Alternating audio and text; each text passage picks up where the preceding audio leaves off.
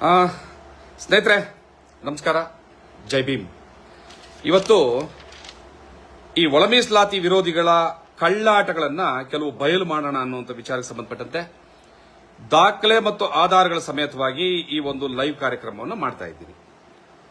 ಒಳ ಮೀಸಲಾತಿ ವಿರೋಧಿಗಳ ಕಳ್ಳಾಟಗಳು ಹೆಂಗಿದಾವೆ ಅನ್ನೋದನ್ನ ಪಾಯಿಂಟ್ ಟು ಪಾಯಿಂಟ್ ಇಲ್ಲಿ ರೆಡಿ ಮಾಡಿ ಇಟ್ಕೊಂಡಿದ್ದೀನಿ. ನಾನು ಇಲ್ಲಿ ತೋರಿಸುವಾಗ ನಿಮ್ಗೆ ಅಕ್ಷರಗಳೆಲ್ಲ ಉಲ್ಟಾ ಕಾಣ್ತದೆ, ಹಂಗಾಗಿ ಇಲ್ಲಿ ದಾಖಲೆಗಳನ್ನ ಇಟ್ಕೊಂಡಿದ್ದೀನಿ. ನಾನು ಒಳ ಮೀಸಲಾತಿ ವಿರೋಧಿಗಳ ಕಳ್ಳಾಟಗಳು ಹೆಂಗಿದಾವೆ ಅಂತ ತೋರಿಸಬೇಕು ಅಂತ ಏನ್ ದಾಖಲೆಗಳನ್ನ ಇಟ್ಕೊಂಡಿದ್ದೀವಿ ಅದನ್ನ ಇಲ್ಲಿ ಶೋ ಮಾಡಿದಾಗ ಉಲ್ಟಾ ಕಾಣುತ್ತೆ.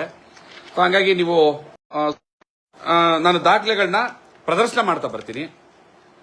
ದಯವಿಟ್ಟು ನಾನು ಹೇಳುವಂತ ವಿಚಾರಗಳು, ದಾಖಲೆಗಳ ಪೂರಕವಾಗಿ ನಾನು ಹೇಳುವಂತ ವಿಚಾರಗಳನ್ನ ನೀವು ಪರಿಶೀಲನೆ ಮಾಡಬಹುದು. ಏನಾದರೂ ತಪ್ಪಿದ್ರೆ ನೀವು ಪ್ರಶ್ನೆ ಮಾಡಬಹುದು. ಆಮೇಲೆ ನಾನು ಒಂದಷ್ಟು ಮಾಹಿತಿಗಳನ್ನ ಹಂಚಿಕೊಂಡ ನಂತರ ನಾನು ಖಂಡಿತವಾಗ್ಲೂ ನನ್ನ ಲೈವ್ ಕಾಲ್ನ ಫೋನ್ ಲೈನ್ ಓಪನ್ ಮಾಡ್ತೀನಿ. ನೀವು ಕಾಲ್ ಮಾಡಬಹುದು. ನಂಬರ್ ಕೂಡ ಇಲ್ಲಿ ಡಿಸ್ಪ್ಲೇ ಆಗುತ್ತೆ. ಈಗ ಮೊದಲನೇದಾಗಿ, ಮೊನ್ನೆ ಮಾರ್ಚ್ 12ನೇ ತಾರೀಕು ಬೆಂಗಳೂರಿನ ಫ್ರೀಡಂ ಪಾರ್ಕ್ನಲ್ಲಿ ಒಳ ಮೀಸಲಾತಿಯನ್ನ ಜಾರಿ ಮಾಡದೆ 56,000 ಉದ್ಯೋಗಗಳನ್ನ ತುಂಬಬಾರದು ಅನ್ನುವಂತಹ ಒಂದು ಆಗ್ರಹವನ್ನ ಸರ್ಕಾರಕ್ಕೆ ಆಗ್ರಹಿಸಿದ್ದು ನಾವು. ಸರ್ಕಾರಕ್ಕೆ ಮುಖ್ಯವಾಗಿ ಇದು ಅರ್ಥ ಮಾಡ್ಕೋಬೇಕಾಗಿರೋದು, ಸರ್ಕಾರಕ್ಕೆ ಆಗ್ರಹಿಸಿದ್ದು ನಾವು. ಯಾವುದೇ ವ್ಯಕ್ತಿಗೆ ನಾವು ಆಗ್ರಹಿಸಿದ್ದಲ್ಲ. ಸರ್ಕಾರದಲ್ಲಿರುವಂತಹ ಸಚಿವರನ್ನ ಆಗ್ರಹಿಸ್ತೀವಿ. ಸರ್ಕಾರದ ಮೇಲೆ ಪ್ರಭಾವ ಬೀರ್ತಾ ಇರುವಂತಹ ಹಿರಿಯ ರಾಜಕಾರಣಿಗಳು ಯಾರಿದ್ದಾರೆ ಅವರ ನಡವಳಿಕೆಯನ್ನ ಖಂಡಿಸ್ತೀವಿ. ಅವರು ಅಕಸ್ಮಾತ್ತಾಗಿ ಯಾವುದೋ ಜಾತಿಗೆ ಸೇರಿದವರಾಗಿದ್ರಿಂದ ನೀವು ಜಾತಿಯನ್ನ ವಿರೋಧಿಸುತ್ತಿದ್ದೀರಿ ಅಂತ ಏನಾದರೂ ಕೂಡ ಮಾತಾಡಿದ್ರೆ ಅದು ಅವಿವೇಕತನ, ದಡ್ಡತನ, ಪೂರ್ವಾಗ್ರಹ ಪೀಡಿತತನ ಅಥವಾ ನೀಚತನ. ಅದು ನಾನು ಸರ್ಕಾರದ ಪ್ರತಿನಿಧಿಯಾಗಿ, ಸರ್ಕಾರದ ಸಚಿವರಾಗಿ ಅವರನ್ನ ಪ್ರಶ್ನೆ ಮಾಡ್ತೀವಿ ಹೊರತು ನಾವು ನಮ್ಮ ಹಕ್ಕನ್ನ ಯಾಕ್ರಪ್ಪ ಕಳ್ತನ ಮಾಡ್ತಾ ಇದ್ದೀರಿ, ಕಳ್ರ ಅಂತ ಕೇಳ್ತಾ ಇದೀವಿ ಸೌಜನ್ಯದಿಂದ ಹೊರತು ನಾವು ವೈಯಕ್ತಿಕವಾಗಿ ಯಾರನ್ನ ಟೀಕೆ ಮಾಡೋದಕ್ಕೋ ಮತ್ತೊಂದಕ್ಕೂ ಬರಲಿಲ್ಲ. ಈಗ ಒಳ ಮೀಸಲಾತಿ ವಿರೋಧಿಗಳ ಕಳ್ಳಾಟ ನಂಬರ್ 1. ನಾವೇನು ಫ್ರೀಡಂ ಪಾರ್ಕ್ನಲ್ಲಿ ಪ್ರತಿಭಟನೆ ಮಾಡಿದ್ವಿ, ಆ ಫ್ರೀಡಂ ಪಾರ್ಕ್ ಅಲ್ಲಿ ಪ್ರತಿಭಟನೆ ಮಾಡಿದ ಸಂದರ್ಭದಲ್ಲಿ ನಮ್ಮ ಒಳ ಮೀಸಲಾತಿ ಹೋರಾಟದ ಜನಕ ಮಂದಕೃಷ್ಣ ಮಾದಿಗ ಅವ್ರನ್ನ, ಅವರು ಖರ್ಗೆ ಅವರ ಬಗ್ಗೆ ಮತ್ತೆ ಪರಮೇಶ್ವರ್ ಅವರ ಬಗ್ಗೆ, ಮಾದೇವಪ್ಪನವ್ರ ಬಗ್ಗೆ, ಒಟ್ಟಾರೆ ಸರ್ಕಾರದ ಬಗ್ಗೆ, ವ್ಯಕ್ತಿ ಅಲ್ಲ, ಮತ್ತೆ ಹೇಳ್ತಾ ಇದ್ದೀನಿ, ವ್ಯಕ್ತಿ ಅಲ್ಲ, ಇದು ಸರ್ಕಾರನ ಪ್ರಶ್ನೆ ಮಾಡ್ತಾ ಇರುವಂತದ್ದು. ಸರ್ಕಾರದ ಮೇಲೆ ಪ್ರಭಾವ ಬೀರ್ತಾ ಇರುವಂತಹ ರಾಜಕಾರಣಿಗಳಾಗಿ ಒಳ ಮೀಸಲಾತಿಯನ್ನ ಹೇಗೆ ವಿರೋಧಿಸಿದ್ರು ಅನ್ನೋದನ್ನ ಅವರು ಪ್ರೆಸೆಂಟ್ ಮಾಡಿದ್ರೆ ಇಟ್ಕೊಂಡು ಈಗ ನಮ್ಮ ಎಚ್ ಸಿ ಮಾದೇವಪ್ಪನವ್ರನ್ನ ಅವಮಾನ ಮಾಡಿದ್ದಾರೆ ಒಳ ಮೀಸಲಾತಿ ಹೋರಾಟಗಾರರು ಫ್ರೀಡಂ ಪಾರ್ಕ್ನಲ್ಲಿ ಅಂತ ಚಾಮರಾಜನಗರದಲ್ಲಿ ಪೊಲೀಸ್ ಕಂಪ್ಲೇಂಟ್ ಕೊಟ್ಟಿದ್ದಾರಂತೆ. ಇನ್ನ 1000 ಕಂಪ್ಲೇಂಟ್ ಕೊಡಿ, ಕಾನೂನುಬದ್ಧವಾಗಿ ಅದನ್ನ ಎದುರಿಸೋದಕ್ಕೆ ನಾವು ತಗ್ಗಿದ್ದೀವಿ. ಕಾನೂನು ಅರಿವು ನಮಗಿದೆ. ಆದ್ರೆ ಕಳ್ಳಾಟ ನಂಬರ್ 1 ಏನ್ ಹೇಳ್ತಾ ಇದ್ದೀನಿ ಅಂತಂದ್ರೆ, ಕೊಳ್ಳೇಗಾಲದಲ್ಲಿ ಈ ರೋಸ್ಟರ್ ಪದ್ಧತಿ ಬಿಡುಗಡೆ ಆದಂತಹ ಸಂದರ್ಭದಲ್ಲಿ ಪ್ರತಿಭಟನೆ ನಡೆಯುತ್ತೆ. ಆ ಕೊಳ್ಳೇಗಾಲದಲ್ಲಿ ಪ್ರತಿಭಟನೆ ನಡೆದಾಗ ಸಚಿವ ಮಹದೇವಪ್ಪ, ಖರ್ಗೆ, ಹಾಗೆ ಪರಮೇಶ್ವರ್, ನಾಗಮೋಹನ್ ದಾಸ್ ಅವರು, ರಿಟೈರ್ಡ್ ಜಡ್ಜ್ ನಾಗಮೋಹನ್ ದಾಸ್ ಅವರು, ಹಾಗೆ ಮುಖ್ಯಮಂತ್ರಿ ಸಿದ್ದರಾಮಯ್ಯನವರ ಫೋಟೋಗಳಿಗೆ ಬಹಿರಂಗವಾಗಿ ಚಪ್ಪಲಿಯಲ್ಲಿ ಹೊಡಿತಾ ಅವ್ರ ವಿರುದ್ಧವಾದಂತಹ ಘೋಷಣೆಗಳನ್ನ ಕೂಗ್ತಾ ನಮ್ಮ ಜಾತಿ ವೈರಿಗಳು, ಇವರು ಕಾಂಗ್ರೆಸ್ನ ಗುಲಾಮರು ಅಂತ ಮಾತಾಡದಂತಹ ಪುಣ್ಯಾತ್ಮರು, once again I repeat, H C ಮಾದೇವಪ್ಪನವ್ರನ್ನು ಸೇರಿದಂತೆ, ಮುಖ್ಯಮಂತ್ರಿಗಳನ್ನು ಸೇರಿದಂತೆ, ಖರ್ಗೆ ಅವರನ್ನು ಸೇರಿದಂತೆ, ಪರಮೇಶ್ವರ್ ಅವರನ್ನು ಸೇರಿದಂತೆ, ನಾಗಮೋಹನ್ ದಾಸ್ ಅವರನ್ನು ಸೇರಿದಂತೆ ಬಹಿರಂಗವಾಗಿ ಚಪ್ಪಲಿಯಲ್ಲಿ ಹೊಡೆದಂತಹ ಪುಣ್ಯಾತ್ಮರು ಇವತ್ತು ಚಾಮರಾಜನಗರದಲ್ಲಿ ಹೋಗಿ ಪೊಲೀಸ್ ಸ್ಟೇಷನ್ ಕಂಪ್ಲೇಂಟ್ ಕೊಟ್ಟಿದ್ದಾರಂತೆ. ಎಚ್ ಸಿ ಮಾದೇವಪ್ಪನವ್ರನ್ನ ಮಾದಿಗ ಸಮುದಾಯ ಅವಮಾನಿಸಿದೆ, ಅವ್ರ ಮೇಲೆ ಸೂಕ್ತ ಕ್ರಮ ತಗೊಳ್ಳಿ ಅಂತ. ಪೊಲೀಸ್ನವ್ರು ಬೂಟ್ ಹಾಕಿರ್ತಾರಲ್ವಾ, ಪೊಲೀಸ್ನವ್ರು ಬೆಲ್ಟ್ ಕಟ್ಕೊಂಡಿರ್ತಾರಲ್ವಾ, ಪೊಲೀಸ್ನವ್ರ ಹತ್ರ ಲಾಠಿ ಇರ್ತದಲ್ವಾ. ಕೊಳ್ಳೇಗಾಲದಲ್ಲಿ ಮಾಡಿದಂತಹ ಪ್ರತಿಭಟನೆ ಎಷ್ಟು ಅನಾಗರಿಕವಾಗಿತ್ತು, ಎಷ್ಟು ಅವಾಚ್ಯವಾಗಿತ್ತು, ಎಷ್ಟು ಅಸಭ್ಯವಾಗಿತ್ತು ನೋಡಿದ್ದಾರೆ ಅಲ್ವಾ ಪೊಲೀಸ್ನವರು. ಅಲ್ಲ ಕಂಡ್ರಲ್ಲ ಇಡಿಯೇಟ್ಗಳ, ನೀವೇ ಚಪ್ಪಲಿಯಲ್ಲಿ ಹೊಡೆದ್ಬಿಟ್ಟು ಅವರು ಸರ್ಕಾರನ ಒತ್ತಾಯ ಮಾಡಿದ್ರೆ ಬಹಿರಂಗವಾಗಿ ಬಂದು ಇಲ್ಲಿ ನಮ್ಮನ್ನ ಏನೋ ಅವಮಾನ ಪಡಿಸೋದ್ರು ಅಂತ ಕಂಪ್ಲೇಂಟ್ ಕೊಡ್ತಾ ಇದ್ರಲ್ಲ. ನಿಮ್ಗೇನಾದ್ರೂ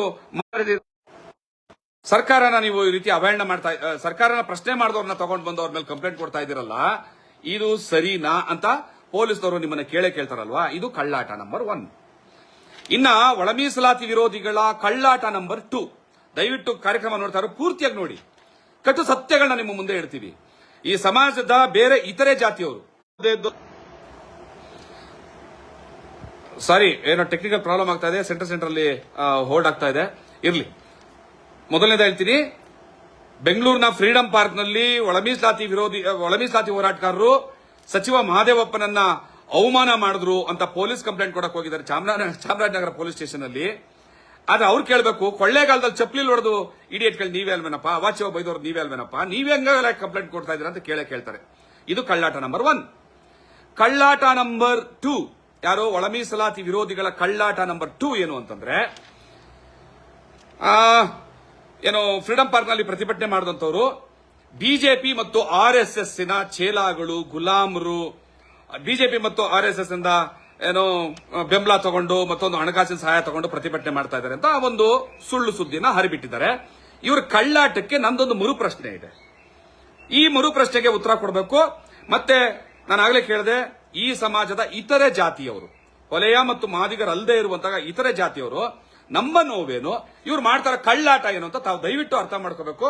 ಮಾದಿಗರಂದ್ರೆ ಅನಾಥರಲ್ಲಪ್ಪ, ಎಲ್ಲ ಜಾತಿ ಸಮುದಾಯದವರು ಕೂಡ ನಾವು ಅನ್ಯಾಯದ ವಿರುದ್ಧವಾಗಿದ್ದೀವಿ, ನ್ಯಾಯದ ಪರವಾಗಿದ್ದೀವಿ, ಸಮಾನತೆ ಪರವಾಗಿದ್ದೀವಿ ಅಂತ ನಿಮ್ಮೆಲ್ಲರಲ್ಲೂ ಕೈ ಮುಗಿದು ನಾನು ಪ್ರಾರ್ಥನೆ ಮಾಡ್ತೀನಿ.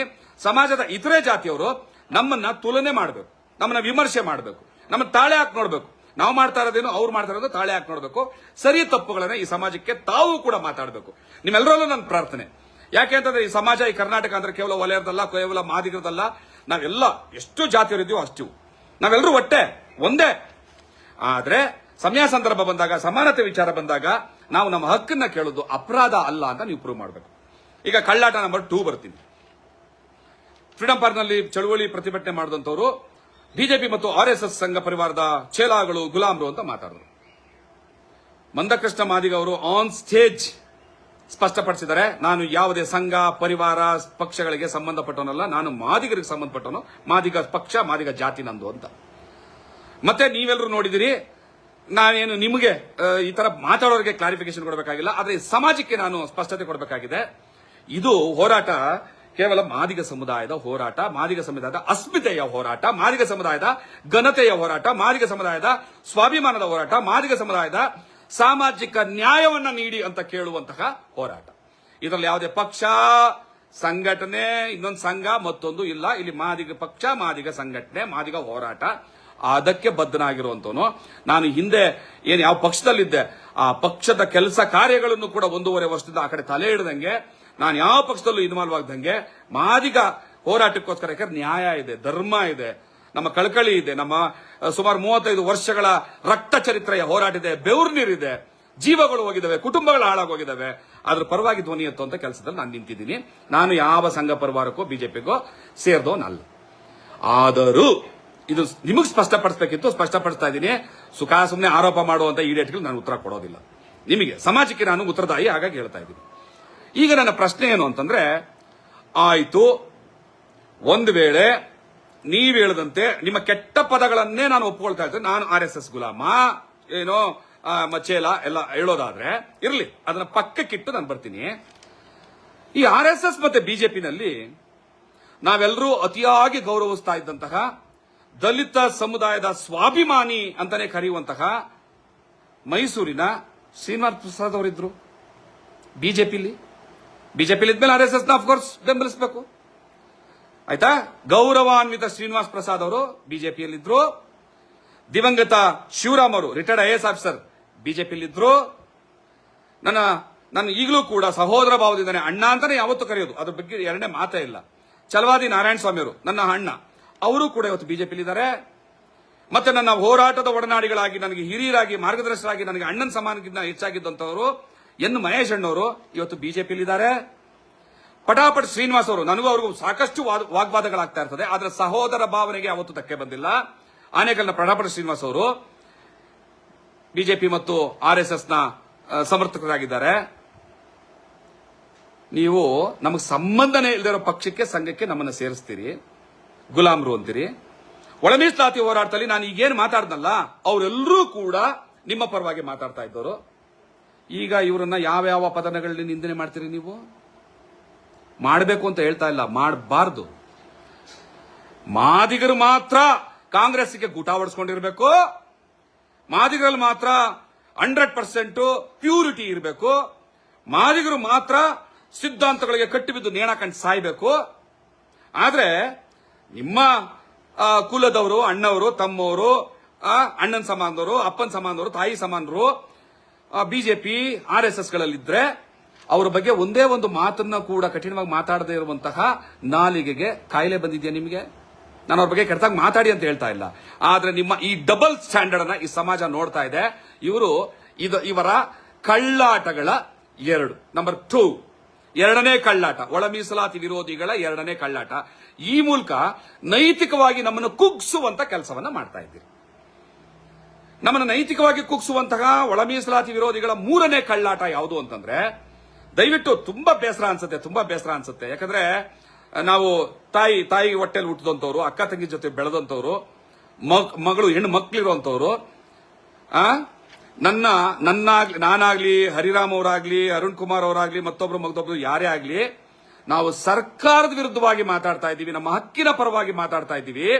ಆದ್ರೆ ನಮ್ಮ ವಾಲ್ಗಳಲ್ಲಿ, ನಮ್ಮ ಫೇಸ್ಬುಕ್ ವಾಲ್ಗಳಲ್ಲಿ ದಯವಿಟ್ಟು ನಿಮ್ ಕೈ ಮುಗಿತೀನಿ. ನಾನು ನಮ್ಮ ಜಾತಿಯವ್ರಿಗೆ ಕೇಳ್ತಾ ಇಲ್ಲ, ನಾನು ಇಡೀ ಸಮಾಜಕ್ಕೆ ಕೈ ಮುಗಿದು ಕೇಳ್ಕೊತಾ ಇದ್ದೀನಿ.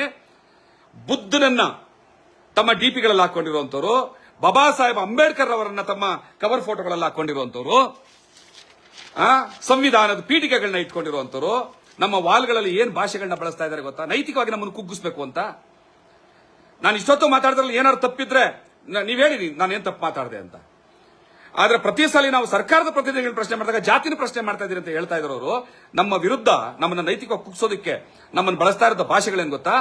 ಸೂಳೆ ಮಗ, ನನಗಾಗ್ಲಿ, ಹರಿರಾಮ್ ಅವ್ರಿಗಾಗ್ಲಿ, ಅರುಣ್ ಕುಮಾರ್ ಅವ್ರಿಗಾಗ್ಲಿ ಇವ್ರು ಬಳಸ್ತಾ ಇರೋ ಭಾಷೆಗಳು ಸೂಳೆ ಮಗ, ನಿನ್ನ ಅಮ್ಮನ್, ನಿನ್ನ ಅಕ್ಕನ್ ಮರ್ಡರ್ ಮಾಡ್ತೀವಿ, ಕೈಕಾಲು ಕಡಿತೀವಿ, ನಿನಗೆ ಮುಂದೈತೆ ಮಾರಿ ಹಬ್ಬ, ನಿಮ್ಮನ್ನು ಎತ್ತು ಬಿಡ್ತೀವಿ ಅಲ್ಲ. ಈ ಲ್ಯಾಂಗ್ವೇಜ್ ಅಲ್ಲಿ, ಈ ಲೆವೆಲ್ ಅಲ್ಲಿ ಬಹುಶಃ ನಾನು ನಿಂತ್ರೆ ನನ್ನ ಮುಂದೆ ನೀವೇನೂ ಅಲ್ಲ. ನನ್ನ ಹೋರಾಟದ ಹಿಸ್ಟ್ರಿಗಳನ್ನ ನೋಡಿರುವಂತವ್ರು ಅಥವಾ ನನ್ನ ಗಟ್ಟಿತನ ನೋಡಿರುವಂತವ್ರು, ನಾನು ಯಾವ ಸಂದರ್ಭಕ್ಕೆ ಯಾರನ್ನು ಎದುರದೇ ಇರುವಂತವನು, 20 ವರ್ಷದ ಕೆಳಗಡೆನೆ ಪ್ರಾಣಾಪಾಯಗಳು ಬಂದಾಗಲೂ ಕೂಡ ಎಲ್ಲ ಸವಾಲುಗಳನ್ನ ಮೆಟ್ಟು ನಿಂತು ಈ ಸಮುದಾಯ ಅಂತಂದ್ರೆ ನಾನು ಕೇವಲ ಮಾದಿಗರ ಬಗ್ಗೆ ಮಾತಾಡ್ತಾ ಇಲ್ಲ, ಒಟ್ಟು ದಲಿತ ಸಮುದಾಯಗಳನ್ನ ಕಾಪಾಡ್ಕೊಂಡು ಹೋದಂತವ್ನು ನಾನು. ಈ ಬೆದರಿಕೆ ಬೆದರಲ್ಲ. ಬೇರೆ ಯಾರಾದ್ರೂ ಮಾತಾಡಿದ್ರೆ ನಾನು ಬೇರೆ ತರ ಮಾತಾಡ್ತಿದ್ದೆ. ಆದ್ರೆ ನನ್ನ ಅಣ್ಣ ತಮ್ಮ ಅಂತ ಜೊತೆಲಿದ್ದವರು, ಕೈ ಹಿಡಿದವರು, ಜೊತೆಲಿ ಊಟ ಮಾಡಿದವರು, ಇವ್ರುಗಳು ಕೇವಲ ನಾನು ಹೋರಾಟ ಮಾಡ್ತಾ ಇದ್ದೀನಿ ಅನ್ನೋ ಒಂದೇ ಒಂದು ಕಾರಣಕ್ಕೆ ಸೂಳೆ ಮಗನೇ, ಅಮ್ಮ, ಅಕ್ಕ, ಹೆಂಡತಿ ಮರ್ಡರ್ ಮಾಡ್ತೀವಿ, ಕತ್ತರಿಸ್ತೀವಿ, ಕೂಯ್ತೀವಿ. ಮತ್ತೆ ನಿಮ್ಮ ವಾಲ್ಗಳಲ್ಲಿ, ನಿಮ್ಮ ಡಿಪಿಗಳಲ್ಲಿ, ನಿಮ್ಮ ಕವರ್ ಫೋಟೋಗಳಲ್ಲಿ, ನಿಮ್ಮ ಸ್ಟೇಟಸ್ಗಳಲ್ಲಿ ಬುದ್ಧ, ಅಂಬೇಡ್ಕರ್, ಏನ್ರೋ. ಇದು ನಿಮ್ಮ ಕಳ್ಳಾಟಗಳ ನಂಬರ್ 3. ನಾನು ಎಲ್ಲವನ್ನೂ ಇವತ್ತು ನಿಮ್ಮ ಮುಂದೆ ಹೇಳ್ತಾ ಇದ್ದೀನಿ ಅಂದ್ರೆ ಜಗ್ಗಿದ್ದೀನಿ ಅಂತ ಅಲ್ಲ. ನನ್ನ ವಾಲ್ನ ಚೆಕ್ ಮಾಡಿ, ನನ್ನ ಕಮೆಂಟ್ಗಳನ್ನ ಓದಿ. ಬಟ್ ಇದಕ್ಕೆಲ್ಲ ನಾನು ತಲೆ ಕೆಡಿಸ್ಕೊಳ್ಳೋದು, ಯಾವುದಕ್ಕೂ ರಿಪ್ಲೈ ಮಾಡಲ್ಲ. ಅಯೋಗ್ಯರ ಮಾತಿಗೆ ರಿಪ್ಲೈ ಕೊಡುವಂತಹ ಅಗತ್ಯವೇ ನನಗಿಲ್ಲ. ಇಂಥ ಪರಿಸ್ಥಿತಿನ ತಂದಿರ್ತಾ ಇದ್ದಾರೆ. ಇದು ಕಳ್ಳಾಟ ನಂಬರ್ 3, ನಮ್ಮನ್ನು ಕುಗ್ಸುವಂಥದ್ದು. ನಾವು ಕುಗ್ಗೋದಿಲ್ಲ. ಇನ್ನು ಕಳ್ಳಾಟ ನಂಬರ್ 4 ಏನು ಅಂತಂದ್ರೆ, ಬಲಗೈ ಸಮುದಾಯಕ್ಕೆ ಈ ಒಳ ಮೀಸಲಾತಿಯಿಂದ ಅನ್ಯಾಯ ಆಗ್ತಾ ಇದೆ. ಅಫ್ಕೋರ್ಸ್ ರೋಸ್ಟರ್ ಪದ್ಧತಿನಲ್ಲಿ ನಮಗೆ ಅನ್ಯಾಯ ಆಗ್ತಾ ಇದೆ, ಇನ್ನು ಮುಂದೆ 30 ವರ್ಷ ಸಿಗಲ್ಲ, 40 ವರ್ಷ ಸಿಗಲ್ಲ ಅಂತ ಏನೋ ಮಾತಾಡ್ತಿದ್ದೀರಲ್ವಾ? ಆಯ್ತು, ಆ ಒಂದು ನಿಮ್ಮ ಅಭಿಪ್ರಾಯವನ್ನ ನಾನು ಗೌರವಿಸ್ತೀನಿ. ಚರ್ಚೆ ಮಾಡಬೇಕು ಅಂತಂದ್ರೆ ಖಂಡಿತವಾಗ್ಲೂ ಚರ್ಚೆ ಮಾಡೋಣ. ಈಗ ಅನ್ಯಾಯ ಆಗಿದೆ ಅನ್ನೋದನ್ನೇ ಇಟ್ಕೊಳ್ಳೋಣ. ಅನ್ಯಾಯ ಆಗಿದ್ರೆ ರೋಸ್ಟರ್ ಪದ್ಧತಿನಲ್ಲಿ ಅನ್ಯಾಯ ಮಾಡಿದವರು ಯಾರು? ಸರ್ಕಾರ. ಇದರಲ್ಲಿ ಪ್ರಮುಖ ಪಾತ್ರವನ್ನ ನಿರ್ವಹಿಸಿದಂತವ್ರು ಯಾರು? ಸಚಿವ ಎಚ್ ಸಿ ಮಹದೇವಪ್ಪ, ಸಮಾಜ ಕಲ್ಯಾಣ ಇಲಾಖೆ ಸಚಿವರು. ನಿಮ್ಗೊಂದು ಗೊತ್ತಿರಲಿ, ಮೊನ್ನೆ ಅಷ್ಟೇ DPR ಇಲಾಖೆಯ ಸೆಕ್ರೆಟರಿ ಜಗದೀಶ್ ಅವ್ರನ್ನ ಭೇಟಿ ಮಾಡಿದಾಗ, ಸರ್ಕಾರದ ಮುಖ್ಯ ಕಾರ್ಯದರ್ಶಿ ಶಾಲಿನಿ ರಜನೀಶ್ ಅವ್ರನ್ನ ಭೇಟಿ ಮಾಡಿದಾಗ, ಅವರ ಕೈ ಮುಗಿದು ಪ್ರಾರ್ಥನೆ ಮಾಡಿದಾಗ, ನಮ್ಮ ಸಮುದಾಯಕ್ಕೆ ಅನ್ಯಾಯ ಆಗ್ತಿದೆ ಅಂತ ಅನ್ನುವಾಗ, ಪ್ರತಿಯೊಂದು ಫೈಲ್ ಮೂವ್ಮೆಂಟ್ ಆಗ್ತಾ ಇರೋದು ಸಮಾಜ ಕಲ್ಯಾಣ ಇಲಾಖೆಯಿಂದ. ನಮ್ಮ ಎಲ್ಲ ಆ ತರದೊಂದು ಕ್ಯಾಬಿನೆಟ್ ತೀರ್ಮಾನ ಆಗಿದೆ, ಅಲ್ಲಿಂದ ಫೈಲ್ಗಳು ಬರ್ತದೆ. ಮತ್ತೆ DPRಗೆ ರೋಸ್ಟರ್ ಪದ್ಧತಿಯನ್ನ ಅಳವಡಿಸೋದ್ರ ಬಗ್ಗೆ ನಿಮಗೆ ಏನೇ ಮಾಹಿತಿಗಳು ಬೇಕಿದ್ದಾಗ ಅಥವಾ ಅಭಿಪ್ರಾಯಗಳು ಬೇಕಿದ್ದಾಗ ಸಮಾಜ ಕಲ್ಯಾಣ ಇಲಾಖೆಯಿಂದನೇ ತಗೋಬೇಕು ಅನ್ನುವಂತಹ ಅಭಿಪ್ರಾಯದ ಪತ್ರವನ್ನ ಮಣಿವಣ್ಣನ್ IAS ಈಗ ಬೇರೆ ಡಿಪಾರ್ಟ್ಮೆಂಟ್ಗೆ ಹೋಗಿದ್ದಾರೆ. ಸಮಾಜ ಕಲ್ಯಾಣ ಇಲಾಖೆಯ ಕಾರ್ಯದರ್ಶಿಗಳಾಗಿದ್ದಂತಹ ಮಣಿವಣ್ಣನ್ ಅವರು ಪತ್ರ ಬರ್ತಿದ್ದಾರೆ, ಅದರನುಸಾರವಾಗಿ ನಡೀತಾ ಇದೆ ಅಂತ. ಮಣಿವಣ್ಣನ್ ತನ್ನ ಇಚ್ಛೆಯಂತೆ ಬರೆದು ಬರ್ತಾರ? ಸಚಿವರಿಲ್ವಾ? ಸಚಿವರು ಯಾರು? ಎಚ್ ಸಿ ಮಹದೇವಪ್ಪನವರು. ಸೊ ಈಗ ರೋಸ್ಟರ್ ಪದ್ಧತಿಯಲ್ಲಿ ಏನಾದ್ರೂ ಕೂಡ ಹೆಚ್ಚು ಕಮ್ಮಿಯಾಗಿ ಅನ್ಯಾಯ ಆಗಿದೆ ಬಲಗೈ ಸಮುದಾಯಕ್ಕೆ ಅಂತಂದ್ರೆ ಖಂಡಿತವಾಗ್ಲೂ ಪ್ರಶ್ನೆ ಮಾಡಬೇಕು. ಪ್ರಶ್ನೆ ಮಾಡೋ ಹಕ್ಕು ಎಲ್ರಿಗೂ ಇದೆ. ಯಾರನ್ನು ಪ್ರಶ್ನೆ ಮಾಡಬೇಕು? ಸಚಿವ ಮಹದೇವಪ್ಪನ ಪ್ರಶ್ನೆ ಮಾಡಬೇಕು. ಸಚಿವ ಮಹದೇವಪ್ಪನವ್ರ ವಿರುದ್ಧ ಘೋಷಣೆ ಕೂಗಬೇಕು. ಸಚಿವ ಮಹದೇವಪ್ಪನವರು ರಾಜೀನಾಮೆ ಕೊಡಿ, ನಮ್ಮ ಸಮುದಾಯಕ್ಕೆ ಅನ್ಯಾಯ ಮಾಡ್ತಿದ್ದ ಕೇಳ್ಬೇಕು ನೀವು. ಅದನ್ನು ಬಿಟ್ಟು ನೀವು ಯಾರನ್ನ ಪ್ರಶ್ನೆ ಮಾಡ್ತಾ ಇದ್ದೀರಿ? ಭಾಸ್ಕರ್ ಪ್ರಸಾದ್ ಪ್ರಶ್ನೆ ಮಾಡ್ತಾ ಇದ್ದೀರಿ, ಅರುಣ್ ಕುಮಾರ್ ಪ್ರಶ್ನೆ ಮಾಡ್ತಾ ಇದ್ದೀರಿ, ಮಂದಕೃಷ್ಣ ಮಾದಿಗೌರನ್ನ ಪ್ರಶ್ನೆ ಮಾಡ್ತಾ ಇದ್ದೀರಿ, ಅಂಬಣ್ಣನ್ ಪ್ರಶ್ನೆ ಮಾಡ್ತೀರಿ. ನಾವೆಲ್ಲ MLA ಗಳ ಮಿನಿಸ್ಟರ್ಗಳ ನಾವು ಆರ್ಡರ್ ಪಾಸ್ ಮಾಡ್ತೀವಾ? ನಿಮ್ಮ ರೋಸ್ಟರ್ ಪದ್ಧತಿಯಲ್ಲಿ ಏನೇ ತಪ್ಪಾಗಿದ್ರು ಕೂಡ ಅಫ್ಕೋರ್ಸ್ ನಾನು ತಪ್ಪಾಗಿದ್ದು ನೀವು ಏನು ಅನ್ಯಾಯ ಆಗ್ತಾ ಇದ್ರಲ್ಲ ಅದನ್ನ ಬೆಂಬಲಿಸ್ತೀನಿ. ಅದು ಸರಿ ತಪ್ಪನ್ನ ಪರಿಶೀಲನೆಗೆ ಇಟ್ಕೊಳ್ಳಿ. ಯಾಕಂದ್ರೆ ಆ ಕಾನೂನು ಪಂಡಿತರು ನಾವು ಅಲ್ಲ ನೀವು ಅಲ್ಲ. ಇರುವಂತಹ ಮಾಹಿತಿಗಳ ಬಗ್ಗೆ ಮಾತ್ರ ನಾವು ಇಬ್ರು ಮಾತಾಡಬಹುದು. ಇನ್ನೂ ದಾಖಲೆಗಳಿದಾವೆ, ತುಂಬಾ ಹೊತ್ತು ಮಾತಾಡ್ತೀನಿ, ವೆಯ್ಟ್ ಮಾಡಿ, ತುಂಬಾ ಹೊತ್ತು ಮಾತಾಡ್ತೀನಿ. ಅದ್ಭುತವಾದಂತಹ ಕಟು ಸತ್ಯಗಳ ದಾಖಲೆಗಳನ್ನ ನಿಮ್ಮ ಮುಂದೆ ತೋರಿಸ್ತೀನಿ. ರೋಸ್ಟರ್ ಪದ್ಧತಿಯಲ್ಲಿ ಅನ್ಯಾಯ ಆಗಿದ್ರೆ ಸಚಿವ ಮಹದೇವಪ್ಪನ್ ಕೇಳಬೇಕು. ಆದ್ರೆ ಕಳ್ಳಾಟ ನಂಬರ್ 4 ನೀವೇನು ಅಂತಂದ್ರೆ ನಮ್ಮನ್ನ ಬ್ಲೇಮ್ ಮಾಡ್ತಾ ಇದ್ದೀರಿ, ನಮ್ಮ ವಿರುದ್ಧ ಮಾತಾಡ್ತಾ ಇದ್ದೀರಿ. ಆಯ್ತಾ? ಕಳ್ಳಾಟ ನಂಬರ್ 5, ನೀವು ಇಲ್ಲಿವರೆಗೂ ನಿಮ್ಮ ಸಮುದಾಯದ ಸಚಿವರನ್ನ ಪ್ರಶ್ನೆ ಮಾಡ್ತಾ ಇದ್ರಿ. ಸಚಿವ KH ಮುನಿಯಪ್ಪನವ್ರನ್ನು ಬೈತಾ ಇದ್ರಿ, RB ತಿಮ್ಮಾಪುರ ಅವ್ರನ್ನು ಬೈತಾ ಇದ್ರಿ. ಈಗ ನೀವು ಅವ್ರನ್ನ ಬೈತಾ ಇಲ್ಲ, ನಮ್ಮ ಸಮುದಾಯದ ಸಚಿವರನ್ನ ಬೈತಾ ಇದ್ದೀರಿ ಅಂತ ಕೇಳ್ತೀರಿ. ಸರ್ಕಾರದಲ್ಲಿ ಸಮುದಾಯದ ಸಚಿವರು ಅಂತಿಲ್ಲ. ಸಮಾಜ ಕಲ್ಯಾಣ ಇಲಾಖೆ ಸಚಿವರು ಅಂತಿದ್ದಾರೆ, ಅಬಕಾರಿ ಇಲಾಖೆ ಸಚಿವರು ಅಂತಿದ್ದಾರೆ, ಆಹಾರ ಇಲಾಖೆ ಸಚಿವರು ಅಂತಿದ್ದಾರೆ, ಗೃಹ ಇಲಾಖೆ ಸಚಿವರು ಅಂತಿದ್ದಾರೆ, ITBT ಸೆಕ್ಟರ್ನ ಸಚಿವರು ಅಂತಿದ್ದಾರೆ. ಆಯ್ತಾ? ಅಲ್ಲಿ ಜಾತಿಯ ಸಚಿವರು ಅಂತಿಲ್ಲ. ಸಮಾಜ ಕಲ್ಯಾಣ ಇಲಾಖೆ ಒಂದಷ್ಟು ಜಾತಿಗಳನ್ನ ಕಾಪಾಡುವಂತಹ ಜವಾಬ್ದಾರಿ, ಗುರುತರ ಜವಾಬ್ದಾರಿ ಇದ್ರೂ ಕೂಡ ಅದು ಕೇವಲ ವಲಯ ಸಮುದಾಯದ ಸಚಿವ, ಮಾದಿಗ ಸಮುದಾಯದ ಸಚಿವ ಅಂತಿಲ್ಲ. ನಾವು ಸರ್ಕಾರದ ಪ್ರತಿನಿಧಿಗಳನ್ನ ಪ್ರಶ್ನೆ ಮಾಡ್ತಾ ಇದ್ದೀವಿ. ಆಯ್ತು, ನೀವ್ ಹೇಳಿದ ದಾರಿಗೆ ಬರ್ತೀನಿ. ನಿಮ್ಮ ಜಾತಿ ಸಚಿವರನ್ನ ಯಾಕೆ ಪ್ರಶ್ನೆ ಮಾಡ್ತಾ ಇಲ್ಲ ನೀವು ಅಂತ ಹೇಳಿದ್ರೆ ಅದಕ್ಕೆ ಕಾರಣ ಇದೆ. ನಿಮ್ಮ ಕಳ್ಳಾಟ ನಂಬರ್ 5 ಹೇಳ್ತಾ ಇರೋದು ನಾನು. ಕಾರಣ ಇದೆ. ಏನು? ನಾನು ಈ ಜಾತಿಯಲ್ಲಿ ಹುಟ್ಟಿದ್ದೀನಿ, ಆ ಕಾರಣಕ್ಕೆ ನನಗೆ ರಾಜಕೀಯ ಅಧಿಕಾರ ಸಿಕ್ಕಿದೆ. ನನ್ನ ಜಾತಿಯ ಸಮುದಾಯಕ್ಕೆ ಅನ್ಯಾಯ ಆಗೋದಾದ್ರೆ ನಾನು ಒಂದು ಕ್ಷಣ ಕೂಡ ಅಧಿಕಾರದಲ್ಲಿ ಮುಂದುವರೆದಿಲ್ಲ, ರಾಜೀನಾಮೆ ಕೊಡ್ತೀನಿ ಅಂತ ಘೋಷಣೆ ಮಾಡಿದ ಮೇಲೂ ಕೂಡ ನಾನೇನು ಮೆಂಟ್ಲಾ KH ಮುನಿಯಪ್ಪನ ಬೈಕೊಂಡು ಕೂತ್ಕೊಳ್ಳೋದಕ್ಕೆ?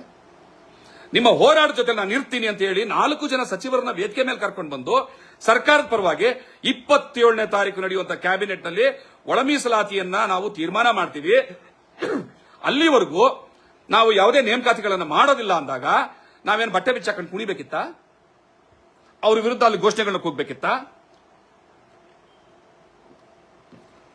ಹಂಗಂತ ಅವ್ರು ಹೇಳಿದನೆಲ್ಲ ಒಪ್ಕೊಂಡ್ಬಿಡ್ಬೇಕು ಅಂತೇನಿಲ್ಲ, ಒಪ್ಕೊಳಕ್ ಸಾಧ್ಯನೂ ಇಲ್ಲ. ಅವ್ರ ಸಮುದಾಯ ಸಚಿವರು ಇರ್ಬೋದು, ಆದ್ರೆ ಸರ್ಕಾರದ ಪ್ರತಿನಿಧಿಗಳಾಗಿದ್ದಾರೆ. ಸರ್ಕಾರದ ಮೇಲೆ ಒಂದು ಅನುಮಾನದ ಕಣ್ಣು ನಮ್ಗಿದ್ದೇ ಇದೆ. ಅವರ ಮಾತಿಗೆ ಗೌರವವನ್ನು ಕೊಟ್ಟು 27ನೇ ತಾರೀಕು ಕಾಯೋಣ. ಹಿರಿಯರಿದ್ದಾರೆ, ಬೇರೆ ಬೇರೆ ಸಮುದಾಯದ ಸಚಿವರು ಬಂದಿದ್ದಾರೆ. ಅಲ್ಲಿಗೆ ಈಶ್ವರ್ ಖಂಡ್ರೆ ಬಂದಿದ್ರು, ಲಿಂಗಾಯತ ಸಮುದಾಯದ ಪ್ರಮುಖ ನಾಯಕರು, ನಾಯಕ ಸಮುದಾಯ ಪ್ರಮುಖ ನಾಯಕರು,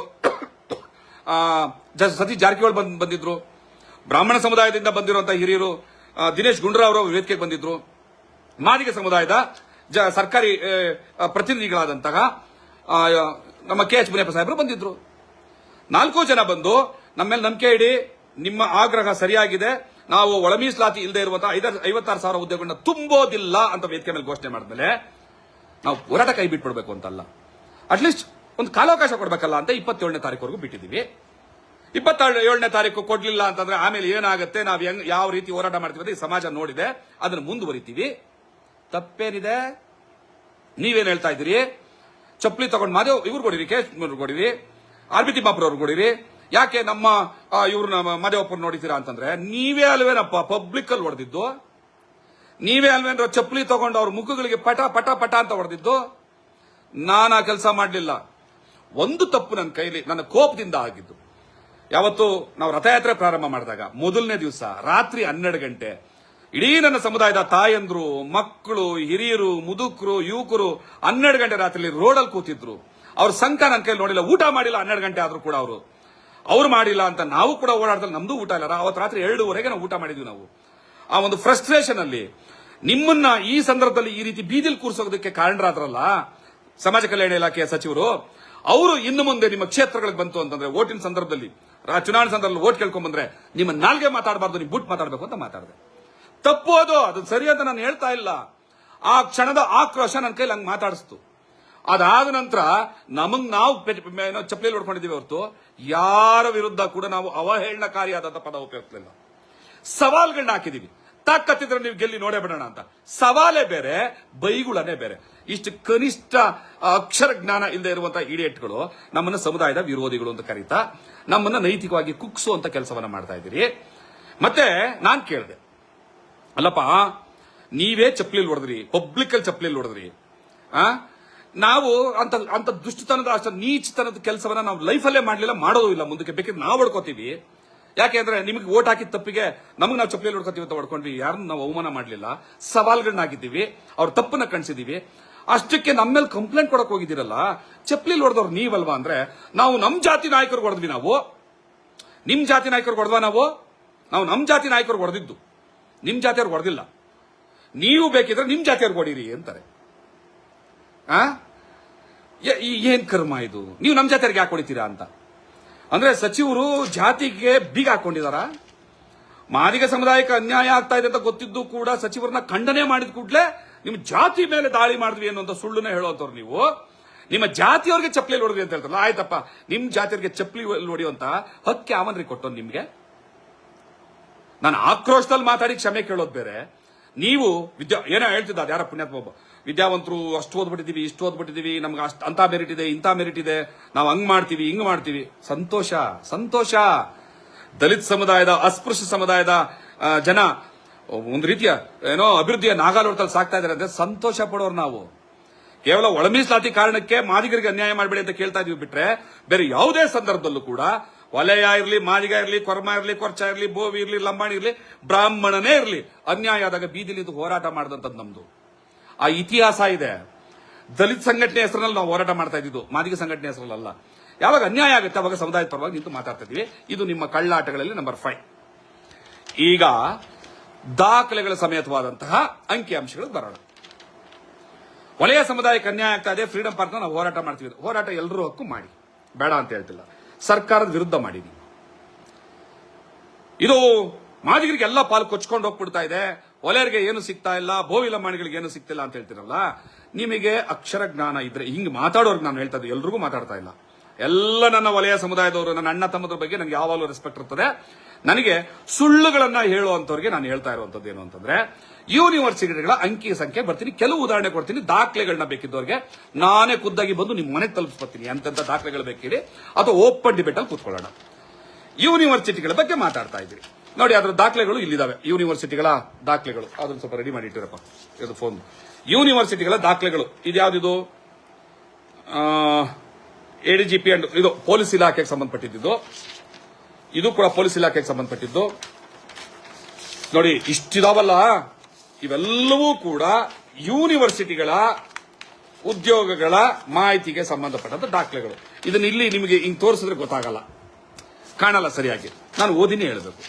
ಇದರಲ್ಲಿರುವಂತಹ ಅಂಕಿ ಸಂಖ್ಯೆಗಳೇನು ಅಂತಂದ್ರೆ, ಯೂನಿವರ್ಸಿಟಿಗಳಿಗೆ ಸಂಬಂಧಪಟ್ಟಂತೆ ಮೈಸೂರು ಯೂನಿವರ್ಸಿಟಿನಲ್ಲಿ ದಲಿತ ಸಮುದಾಯದವರ ಪೈಕಿ ಅಂದ್ರೆ ಎಸ್ಸಿಗಳ ಪೈಕಿ 51 ಪೋಸ್ಟ್ಗಳಲ್ಲಿ, ಏನು ಪ್ರಾಧ್ಯಾಪಕ ಪೋಸ್ಟ್ ಇದೆಯಲ್ಲ, ಪ್ರೊಫೆಸರ್ ಪೋಸ್ಟ್ಗಳು, 51 ಪೋಸ್ಟ್ಗಳಲ್ಲಿ ದಲಿತ ಸಮುದಾಯದವರು ಅಥವಾ SC ಸಮುದಾಯದವರು ಇದ್ದಾರೆ.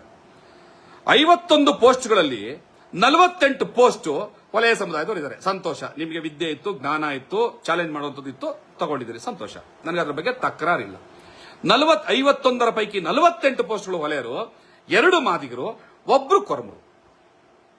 ಸಾಮಾಜಿಕ ನ್ಯಾಯನ? ನಮಗೆ ಟ್ಯಾಲೆಂಟ್ ಇತ್ತು ಅದಕ್ಕೆ ತಗೊಂಡಿದ್ದೀವಿ ಅಂತಂದ್ರೆ, ಟ್ಯಾಲೆಂಟ್ ಇಸ್ ಮೈ ಫುಟ್ ಅಂತ ಮಾತಾಡ್ತಾರೆ ಯಾರಪ್ಪ ಇಷ್ಟು ವರ್ಷ? ಪ್ರತಿಭೆ, ಸಮಾನತೆ ಕೊಡದೆ ಇರೋದು ಯಾವ ಪ್ರತಿಭೆ ಅದು ಅಂತ ಕೇಳ್ತಾ ಇದ್ರಿ.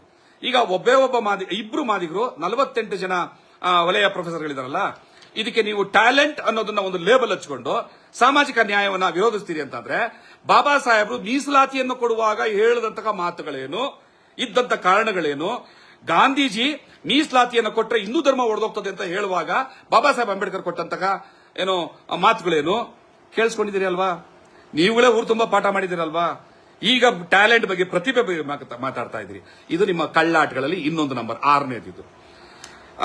ಇದು ಮೈಸೂರು ಯೂನಿವರ್ಸಿಟಿ ಅಂಕಿ ಸಂಖ್ಯೆ ಹೇಳಿದೆ. ಈಗ ನಾವು ಮಂಗಳೂರು ಯೂನಿವರ್ಸಿಟಿಗೆ ಹೋಗೋಣ. ಯಾಕಂದ್ರೆ ಮಂಗಳೂರಿನಲ್ಲಿ ಅತಿ ಹೆಚ್ಚು ವಲಯ, ಮಾದಿಗ ಈ ತರದ್ದು ಏನೋ ಕಾಂಟ್ರಡಿಕ್ಷನ್ ಅವೆಲ್ಲ ಇಲ್ಲ, ತುಂಬಾ ಕಮ್ಮಿ ಅಲ್ಲಿ. ಆದರೂ ಬೇರೆ ಬೇರೆ ಜಿಲ್ಲೆಗಳವರು ಅಲ್ಲಿ ಹೋಗೋದ್ರಿಂದ ಅಲ್ಲಿ 27 ಪ್ರೊಫೆಸರ್ಗಳ ಪೈಕಿ 27 ಪ್ರೊಫೆಸರ್ಗಳ ಪೈಕಿ 23 ಜನ ಪ್ರೊಫೆಸರ್ಗಳು ವಲಯ ಸಮುದಾಯದವರು. ನನಗೆ ಈ ಮಾತನ್ನೆಲ್ಲ ಹೇಳ್ತಾ ಇರುವಂತದ್ದು ಮಾದಿಗರು ಕೇಳಿಸ್ಕೊಳ್ಳಿ ಅಂತಾನೋ ಅಥವಾ ವಲಯರು ಕೇಳಿಸ್ಕೊಳ್ಳಿ ಅಂತಾನೋ ನಾನು ಈ ಮಾತುಗಳನ್ನ ಮಾತಾಡ್ತಾ ಇರೋದು. ಈ ಲೈವ್ ಮೂಲಕ ನಿಜವಾಗಲೂ ವಾಸ್ತವಾಂಶ ಅರ್ಥ ಆಗ್ಬೇಕಾಗಿರೋದು. ಮಾದಿಗ ಸಮುದಾಯಕ್ಕೆ ಅನ್ಯಾಯ ಆಗಿದ್ರೆ ನಾವು ಅವ್ರ ಕೈ ಹಿಡಿಯೋಣ, ಅವರು ಸುಳ್ಳು ಹೇಳ್ತಾ ಇತ್ತು ಅಂತಂದ್ರೆ ಅವ್ರ ಮುಖಕ್ಕೆ ಚೀಮಾರಿ ಹಾಕೋಣ ಅನ್ನುವಂತ ಕೆಲಸ ನೀವು ಮಾಡಿ. ಇತರೆ ಸಮುದಾಯದವರು, ಒಕ್ಕಲಿಗರು, ಲಿಂಗಾಯತರು, ಬ್ರಾಹ್ಮಣರು, ಕುರುಬ್ರು, ತೀಗುಳ್ರು, ಏನೇನೆಲ್ಲ ಜಾತಿಗಳಿದಾರಲ್ಲ, ನೀವುಗಳು ಈ ಅಂಕಿ ಸಂಖ್ಯೆಗಳನ್ನ ಪರಿಶೀಲನೆ ಮಾಡಿ. ಆಯಾ ಯೂನಿವರ್ಸಿಟಿಗಳಿಗೆ RTI ಹಾಕಿ ತಗೊಳ್ಳಿ. RTI ಹಾಕ್ಬೇಕು. ನಾಗಮೋಹನ್ ದಾಸ್ ಆಯೋಗದ ವರದಿ ನೋಡಿ. RTI ಹಾಕಿ ತಗೊಳ್ಳೋಷ್ಟು ದೊಡ್ಡ ಕಷ್ಟ ಬೇಡ. ನಾಗಮೋಹನ್ ದಾಸ್ ಆಯೋಗದ ವರದಿಯನ್ನು ತರಿಸ್ಕೊಂಡ್ಬಿಟ್ರೆ ನಾನು ನಿಮ್ಮ ಮುಂದೆ ಇಲ್ಲಿ ಇಡ್ತಾ ಇರುವಂತಹ ಇಷ್ಟು ದಾಖಲೆಗಳು ಅಲ್ಲೇ ಸಿಗ್ತವೆ ನಿಮಗೆ. ಅಲ್ಲಿ ಈಗ ಬಂದ್ರೆ 27 ಪ್ರೊಫೆಸರ್ಗಳ ಪೈಕಿ 23 ಜನ ಹೊಲೆಯರು, ಒಬ್ಬ ಮಾದಿಗರವನು, ಇನ್ನೊಬ್ಬ ಬೇರೆ ಯಾವುದೋ ಜಾತಿಯವನು, ಅಲೆಮಾರಿ ಜಾತಿನ ಯಾವುದೋ ಇರಬೇಕು. ಸಾಮಾಜಿಕ ನ್ಯಾಯನಾ? ಒಂದ್ ಸೆಕೆಂಡ್ ನೀವೇನ್ ಹೇಳ್ತೀರಿ? ಮೆರಿಟ್, ನಮಗೆ ಅರ್ಹತೆ ಇತ್ತು, ನಮ್ಗೆ ಅವಕಾಶ ಇತ್ತು, ನಾವು ತಗೊಂಡ್ವಿ, ಸಂತೋಷ, ತಗೊಳ್ಳಿ. ಆದ್ರೆ ಮೀಸಲಾತಿಯ ಉದ್ದೇಶ, ಮೀಸಲಾತಿಯನ್ನ ಅಳವಡಿಸಿದಂತಹ ಹಿಂದಿದ್ದಂತಹ ಸದುದ್ದೇಶ, ಮೀಸಲಾತಿ ಯಾವ ಕಾರಣಕ್ಕೆ ಯಾರು ಕೊಡಬೇಕಾಗಿದೆ ಅನ್ನುವಂಥ ಕಾರಣಗಳು, ಇದನ್ನ ಊರು ತುಂಬಾ ಪಾಠ ಮಾಡಿದವರು ಈಗ ಟ್ಯಾಲೆಂಟ್ ಬಗ್ಗೆ ಮಾತಾಡ್ತಿದ್ರೆ, ಟ್ಯಾಲೆಂಟ್ ಇಸ್ ಮೈ ಫುಟ್ ಅಂತ ಕರೆದವ್ರು ನೀವು. ಬೆಂಗಳೂರು ಯೂನಿವರ್ಸಿಟಿ ಬರೋಣ. ಬೆಂಗಳೂರು ಯೂನಿವರ್ಸಿಟಿನಲ್ಲಿ 4 ಜನ ಮಾದಿಗರಿದ್ದಾರೆ. ಪರವಾಗಿಲ್ಲ, ಮೈಸೂರಿಗೆ ಕಂಪೇರ್ ಮಾಡಿದ್ರೆ, ಮಂಗಳೂರಿಗೆ ಕಂಪೇರ್ ಮಾಡಿದ್ರೆ ಬೆಂಗಳೂರಲ್ಲಿ 4 ಜನ ಮಾದಿಗ ಅಸಿಸ್ಟೆಂಟ್ ಪ್ರೊಫೆಸರ್ಗಳಿದ್ದಾರೆ. ನೀವೆಷ್ಟಿದ್ದೀರಿ ಅಂತ ಸಂಖ್ಯೆ ಬೇಕಾ? ನಾನು ನ್ಯಾಯ ಕೇಳಕ್ ಬಂದ್ರೆ ಒಬ್ಬ ಅಸಿಸ್ಟೆಂಟ್ ಪ್ರೊಫೆಸರ್ಗೆ ಫೋನ್ ಮಾಡಿ ಜೀವ ಬೆದರಿಕೆ ಆಗ್ತೀರಿ ನನ್ನ ಮುಂದೆನೆ. ಮಾದಿಗರ ಬಗ್ಗೆ ಇಲ್ಲಿ ಧ್ವನಿ ಹತ್ಬಿಟ್ಟು ಯೂನಿವರ್ಸಿಟಿಯಲ್ಲಿ ಇರ್ತೀಯಾ? ಇದು ಸಾಮಾಜಿಕ ನ್ಯಾಯನ? ಇದು ಬುದ್ಧನ ತತ್ವನ? ಇದು ಅಂಬೇಡ್ಕರ್ ವಾದನ? ಇದು ಕಾಂಶಿರಾಮ್ಜಿ ನಮ್ಗೆ ಹೇಳ್ಕೊಟ್ಟಿದ್ದ? ಇದಾ ನಾರಾಯಣ ಗುರು ಹೇಳಿದ್ದು? ಇದಾ ಶಾಹು ಮಹಾರಾಜ್ ಕೊಟ್ಟಿದ್ದು? ಶಾಹು ಮಹಾರಾಜ್ ಈ ದೇಶದಲ್ಲಿ ಮೀಸಲಾತಿಯನ್ನು ಅಳವಡಿಸುವಾಗ ಕುದುರೆಗಳ ಕತೆ ಹೇಳಿ ನ್ಯಾಯವನ್ನು ತೋರಿಸಿದ್ರಲ್ಲ, ಅದನ್ನೆಲ್ಲ ಪಾಠ ಮಾಡಿದ್ರಲ್ಲ ನೀವೇನಾ? ಈ ಸಮಾಜ ಇದೆಲ್ಲವನ್ನು ಗಮನಿಸ್ತಾ ಇದೆ. ಸಮಾಜ ಎಲ್ಲವನ್ನೂ ಗಮನಿಸ್ತಾ ಇದೆ.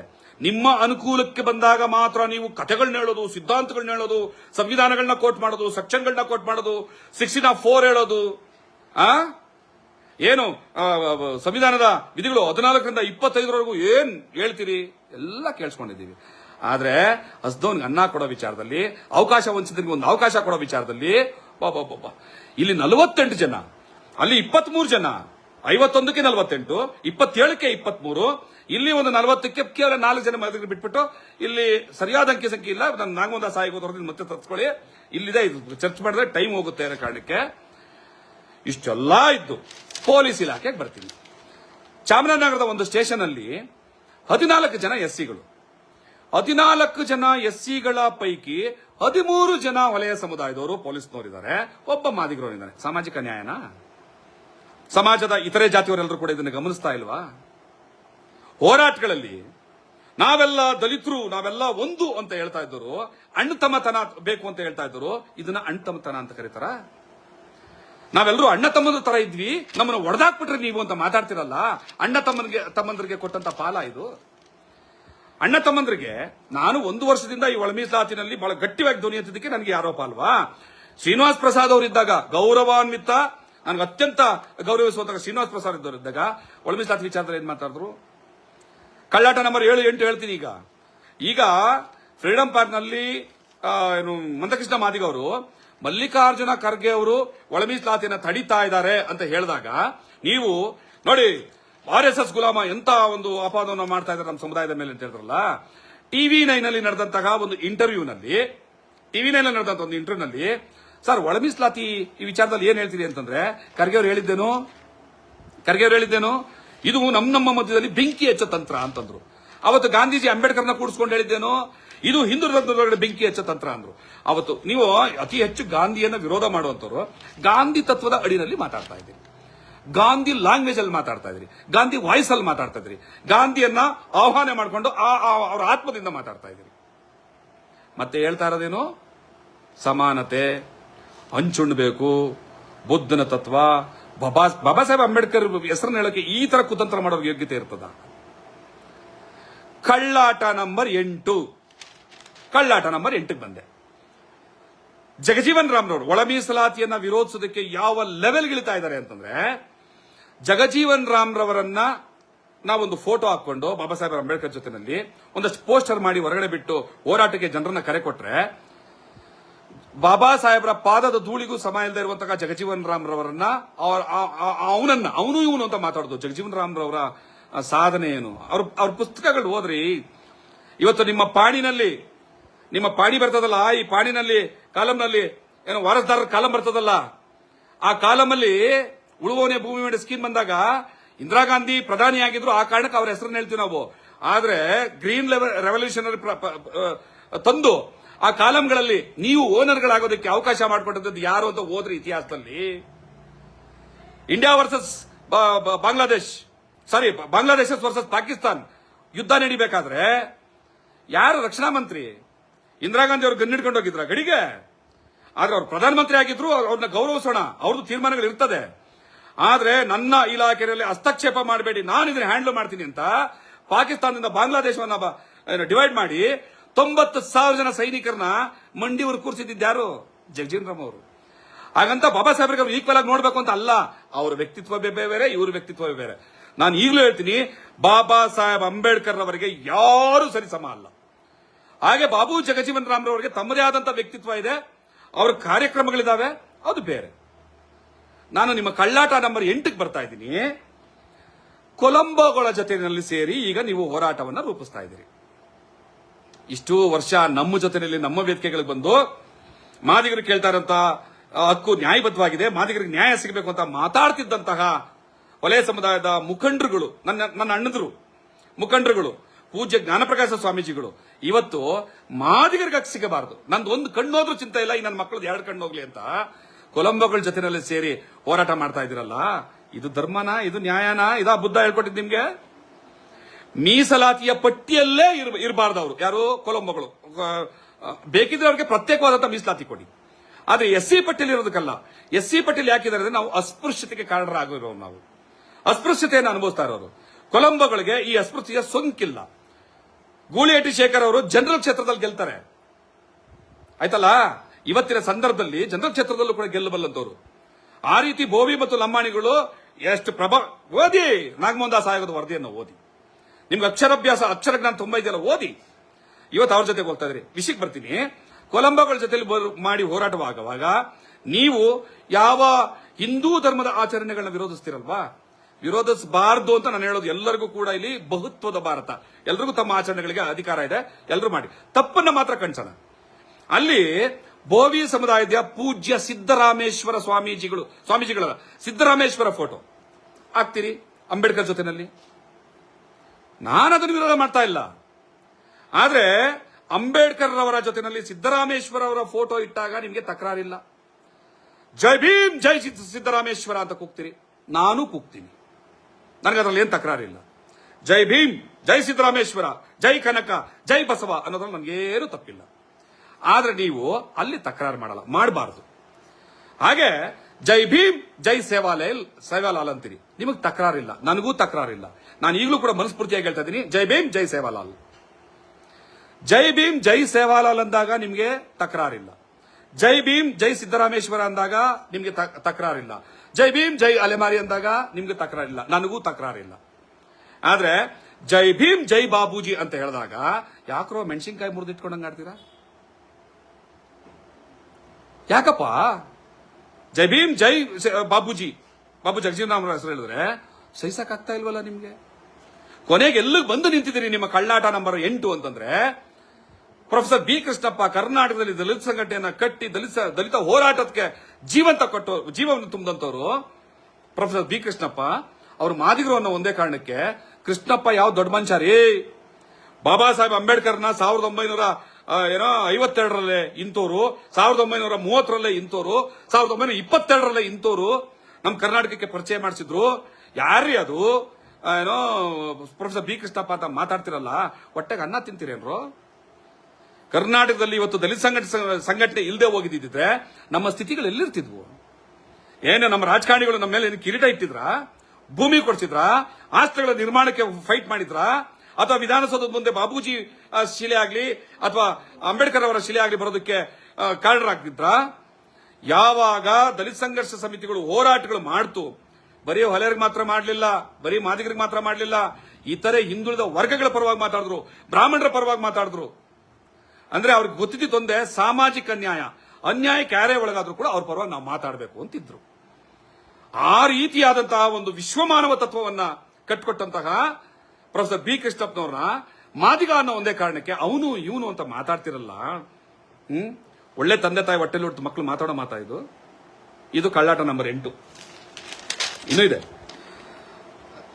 ಕಳ್ಳಾಟ ನಂಬರ್ 9, ಒಳ ಮೀಸಲಾತಿ ವಿರೋಧಿಗಳ ಕಳ್ಳಾಟ ನಂಬರ್ 9.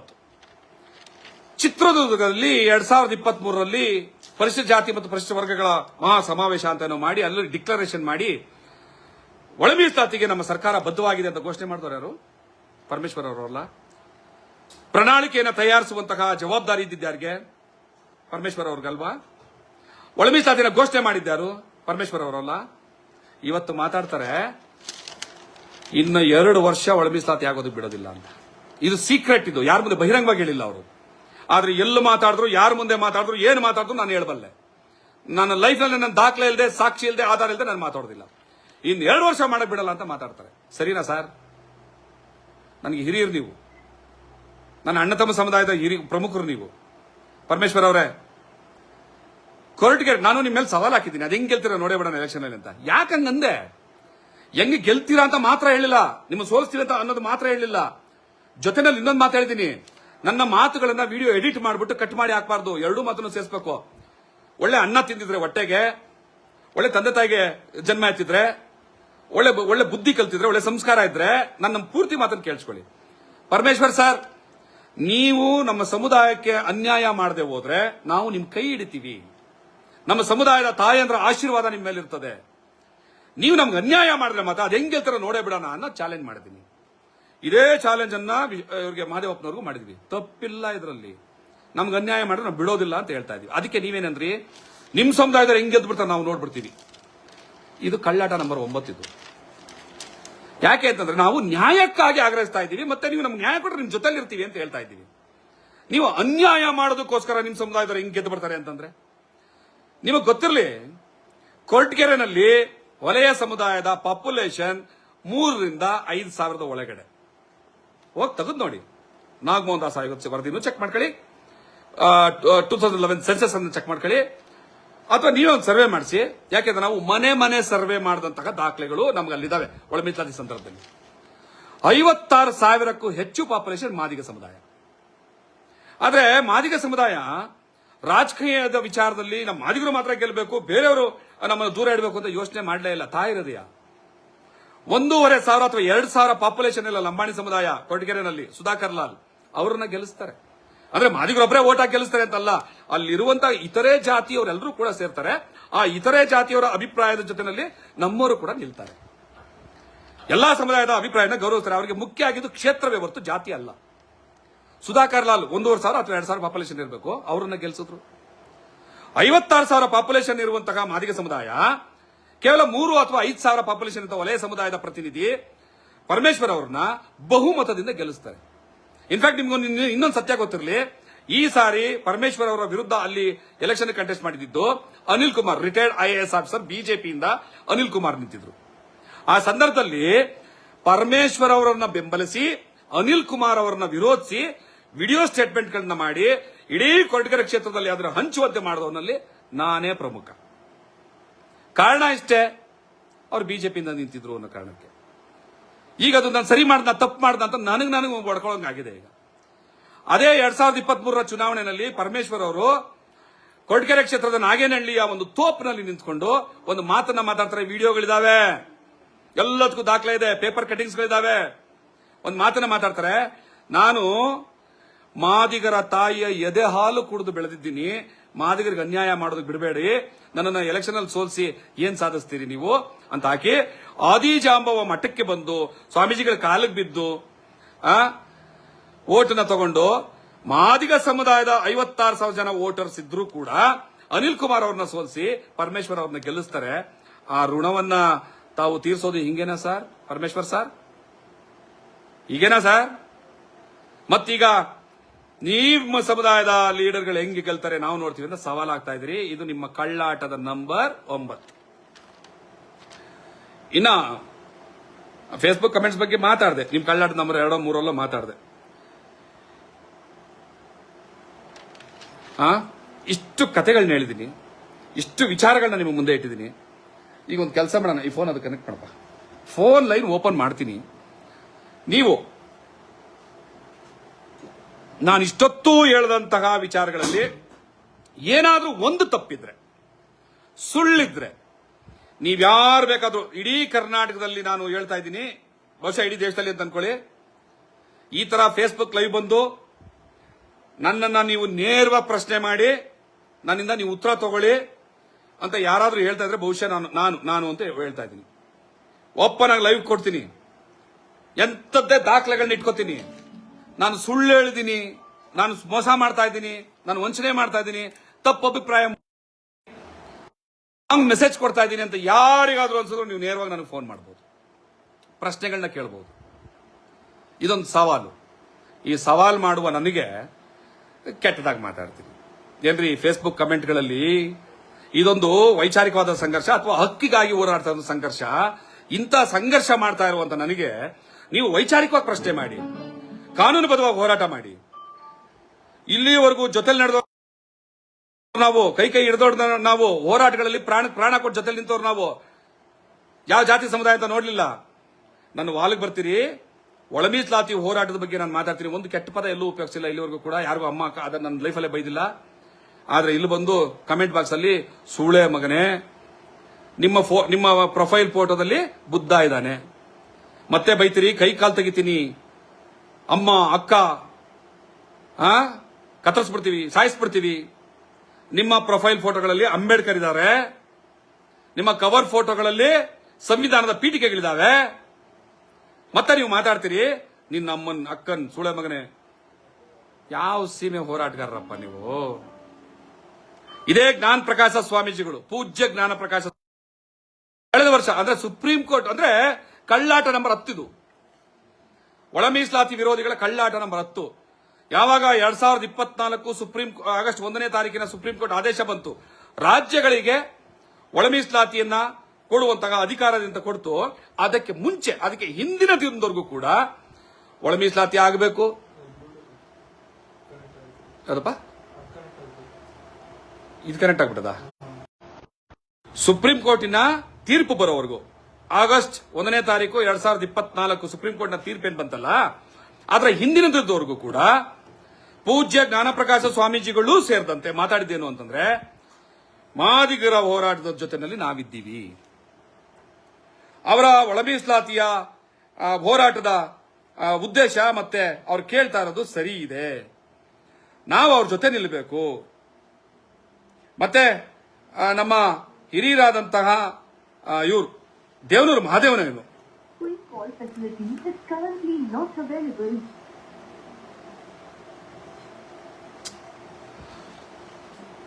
ದೇವನೂರು ಮಹಾದೇವನವರು ಮೀಸಲಾತಿಯನ್ನ ವಿರೋಧಿಸುವವರು ಸಂವಿಧಾನದ ವಿರೋಧಿಗಳು, ಮನುಷ್ಯತ್ವದ ವಿರೋಧಿಗಳು.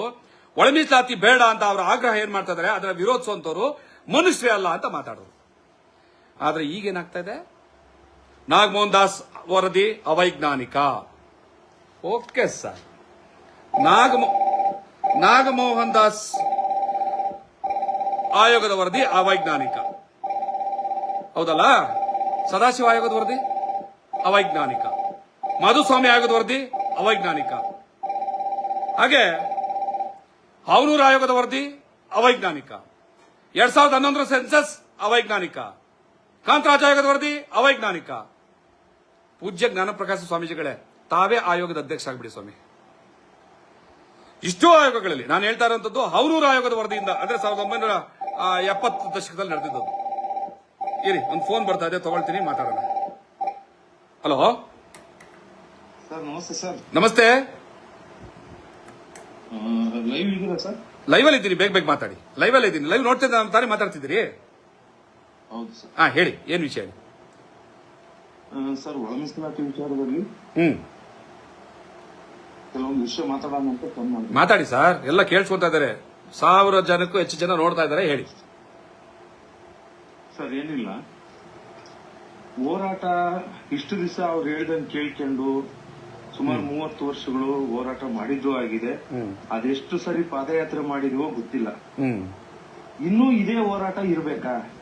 ಯಾರು ಹೇಳಿದಿರ್ಬೇಕು ಅಂತ? ಯಾಕೆ ಅಂತಂದ್ರೆ ಜಡ್ಡುಗಟ್ಟಿರ್ತಕ್ಕಂತ ಮನಸ್ಥಿತಿಯಲ್ಲಿರ್ತಕ್ಕಂತ ಈ ರಾಜ್ಯದ ಮುಖ್ಯಮಂತ್ರಿ ಅವರು ಮತ್ತೆ ಪರಮೇಶ್ವರ್ ಅವರು ಹಾಗೂ ಎಚ್.ಸಿ. ಮಹದೇವಪ್ಪನವರು ಮಲ್ಲಿಕಾರ್ಜುನ್ ಖರ್ಗೆ ಅವ್ರಿಗೆ ಬಿಸಿ ಮುಟ್ಟಬೇಕು ಅಂದ್ರೆ ನಾವು ವಿಧಾನಸೌಧಕ್ಕೆ ನುಗ್ಗಬೇಕು. ಇಲ್ಲ ಡೆಲ್ಲಿಯಲ್ಲಿರ್ತಕ್ಕಂತಹ ಮಲ್ಲಿಕಾರ್ಜುನ್ ಖರ್ಗೆ ಅವ್ರ ಮನೆಗೆ ಮುತ್ತಿಗೆ ಹಾಕಿದ್ರೆ ಅವಾಗ ಅವ್ರಿಗೇನಾದ್ರೂ ಪ್ರಜ್ಞೆ ಬರುತ್ತೇನಂತ. ಅದು ಬಿಟ್ರೆ ಇಲ್ಲಿ ಎಷ್ಟು ದಿವಸ ಅಂತ ಸುಖ ಸುಮ್ಮನೆ ಕುತ್ಕೊಂಡು ನಿಮ್ಗೂ ಗೊತ್ತಿದೆಯಲ್ಲ ಸರ್, ಈಗ ಈ ಒಂದು ಈ ಹೋರಾಟವನ್ನ ಬದಲಾವಣೆ ಮಾಡಬಾರ್ದು ನಾವು. ಯಾಕೆ ಜಾಟ್ ಸಮುದಾಯದವ್ರು ಮಾಡಿದ ತರ ನಾವು ಮಾಡಬಾರ್ದು ಅನ್ನೋದು ನಮ್ದೊಂದು ಪ್ರಶ್ನೆ. ಕರೆಕ್ಟ್. ನಿಮ್ಮ ಪ್ರಶ್ನೆಗೆ ಉತ್ತರ 27ನೇ ತಾರೀಕು ಕೊಡ್ತೀವಿ, ಆಯ್ತಲ್ಲ? ನಿಮ್ಮ ಪ್ರಶ್ನೆಗೆ ಉತ್ತರ ಹ್ಞೂ ಸರ್, 27ನೇ ತಾರೀಕು ಕೊಡ್ತೀವಿ. ಥ್ಯಾಂಕ್ ಯು, ತುಂಬಾ thank you sir. Thank you.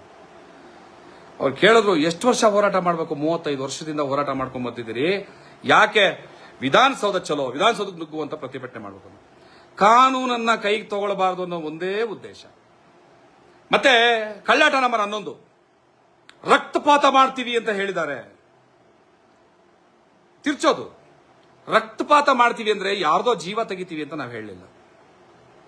ಈ ಹೋರಾಟದಲ್ಲಿ, ಕಳೆದ 35 ವರ್ಷಗಳ ಹೋರಾಟದಲ್ಲಿ ನಮ್ಮದೇ ರಕ್ತ ಹರಿದಿರೋದು, ಪೊಲೀಸ್ನವರು ನಮ್ಮ ಕೈಕಾಲುಗಳನ್ನೇ ಮುರಿದಿರೋದು, ನಮ್ಮ ಕುಟುಂಬದ ಜೀವಗಳೇ ಹೋಗಿರುವಂತದ್ದು. ಈಗಲೂ ಕೂಡ ನಾವು ಹೇಳ್ತಾ ಇರುವಂತದ್ದು ಏನು ಅಂದ್ರೆ, ಪ್ರಾಣ ಕೊಡೋದಾದ್ರೆ ನಮ್ಮದು ಕೊಡ್ತೀವಿ, ರಕ್ತ ಹರಿಸೋದಾದ್ರೆ ನಮ್ಮದು ಹರಿಸ್ಕೋತೀವಿ ಅಂತ. ಯಾರನ್ನು ಕಡಿತೀವಿ, ಕೊಲ್ತೀವಿ ಅಂತ ಅಲ್ಲ. ಈ ಹೆಣಗಳು ವಿಧಾನಸೌಧದ ಒಳಗಡೆ ಕೂಡ ಆಗಬಹುದು ಅನ್ನೋ ಎಚ್ಚರಿಕೆಯನ್ನು ಕೊಡ್ತಾನೆ ಇದ್ದೀವಿ. ಈ ನಿರ್ಧಾರಕ್ಕೆ ಅವತ್ತಿನ ಇವತ್ತಿಗೂ ಕಟಿಬದ್ಧರಾಗೇ ಇರ್ತೀವಿ ಕೂಡ. ವಿಧಾನಸೌಧದ ಒಳಗಡೆ ಈ ಅನಾಹುತ 27ನೇ ತಾರೀಕು ನಮಗೆ ನ್ಯಾಯ ಸಿಗದೆ ಹೋದ್ರೆ ಬಹುಶಃ ಆಗಬಹುದು. ಈ ಎಚ್ಚರಿಕೆಯನ್ನು ಕೊಡ್ತಾನೆ ಇದ್ದೀವಿ. ಆದ್ರೆ ನನ್ನ ಸಮುದಾಯದ ಹಲವಾರು ಹಿರಿಯರು, ಹೋರಾಟಗಾರರು, ಅವರೆಲ್ಲರೂ ನಮಗೆ ಹೇಳ್ತಾ ಇರುವಂತಹ ಒಂದು ಕಳಕಳಿಯ ಮಾತಿನಿಂದ ಬೆಲೆ ಕೊಟ್ಟಿದ್ದೀವಿ. ಸಾಕಷ್ಟು ತಾಳ್ಮೆಯನ್ನು ವಹಿಸ್ತಾ ಇದ್ದೀವಿ.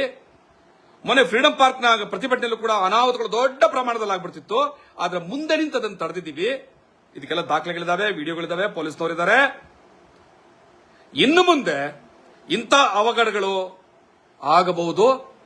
ಮುಖ್ಯಮಂತ್ರಿಗಳಾಗಲಿ, ಸರ್ಕಾರದ ಸಚಿವರಾಗಲಿ 27ನೇ ತಾರೀಕು ನ್ಯಾಯ ಸಿಕ್ಕಿಲ್ಲ ಅಂದ್ರೆ ರಸ್ತೆಗಳಲ್ಲಿ ಓಡಾಡೋದು ಕೂಡ ಕಷ್ಟ ಆಗಬಹುದು. ಈ ಹೋರಾಟ ಯಾವ ತೀವ್ರ ಮಟ್ಟಕ್ಕೆ ಹೋಗ್ತದೆ ಅಂತ ಬಹುಶಃ ಊಹೆ ಕೂಡ ಮಾಡಕ್ಕಾಗಲ್ಲ. ಹಂಗಾಗಬಹುದು. ಆಗಬಾರದು ಅನ್ನೋದಾದ್ರೆ 27ನೇ ತಾರೀಕು ಕ್ಯಾಬಿನೆಟ್ ಡಿಸಿಷನ್ ಅಲ್ಲಿ ಒಳ ಮೀಸಲಾತಿ ಘೋಷಣೆ ಆಗಲೇಬೇಕು. ವಲಯ ಸಮುದಾಯ ರೋಸ್ಟರ್ ಪದ್ಧತಿಯಲ್ಲಿ ಅನ್ಯಾಯ ಆಗಿದೆ ಅಂದ್ರೆ ಅದೇನು ಅಂತ ಕಾನೂನುಬದ್ಧವಾಗಿ ಪರಿಶೀಲನೆ ಮಾಡಬೇಕು. ಸುಮ್ಮನೆ ಬಾಯಿ ಮಾತಿಗೆ ಜನಸಂಖ್ಯೆ ಜಾಸ್ತಿ ಆ ರೀತಿ ಅಲ್ಲ. ಯಾರಾದ್ರೂ ರೋಸ್ಟರ್ ಪದ್ಧತಿಯಲ್ಲಿ ಅನ್ಯಾಯ ಆಗಿದೆ ಅಂತ ಹೇಳೋರು,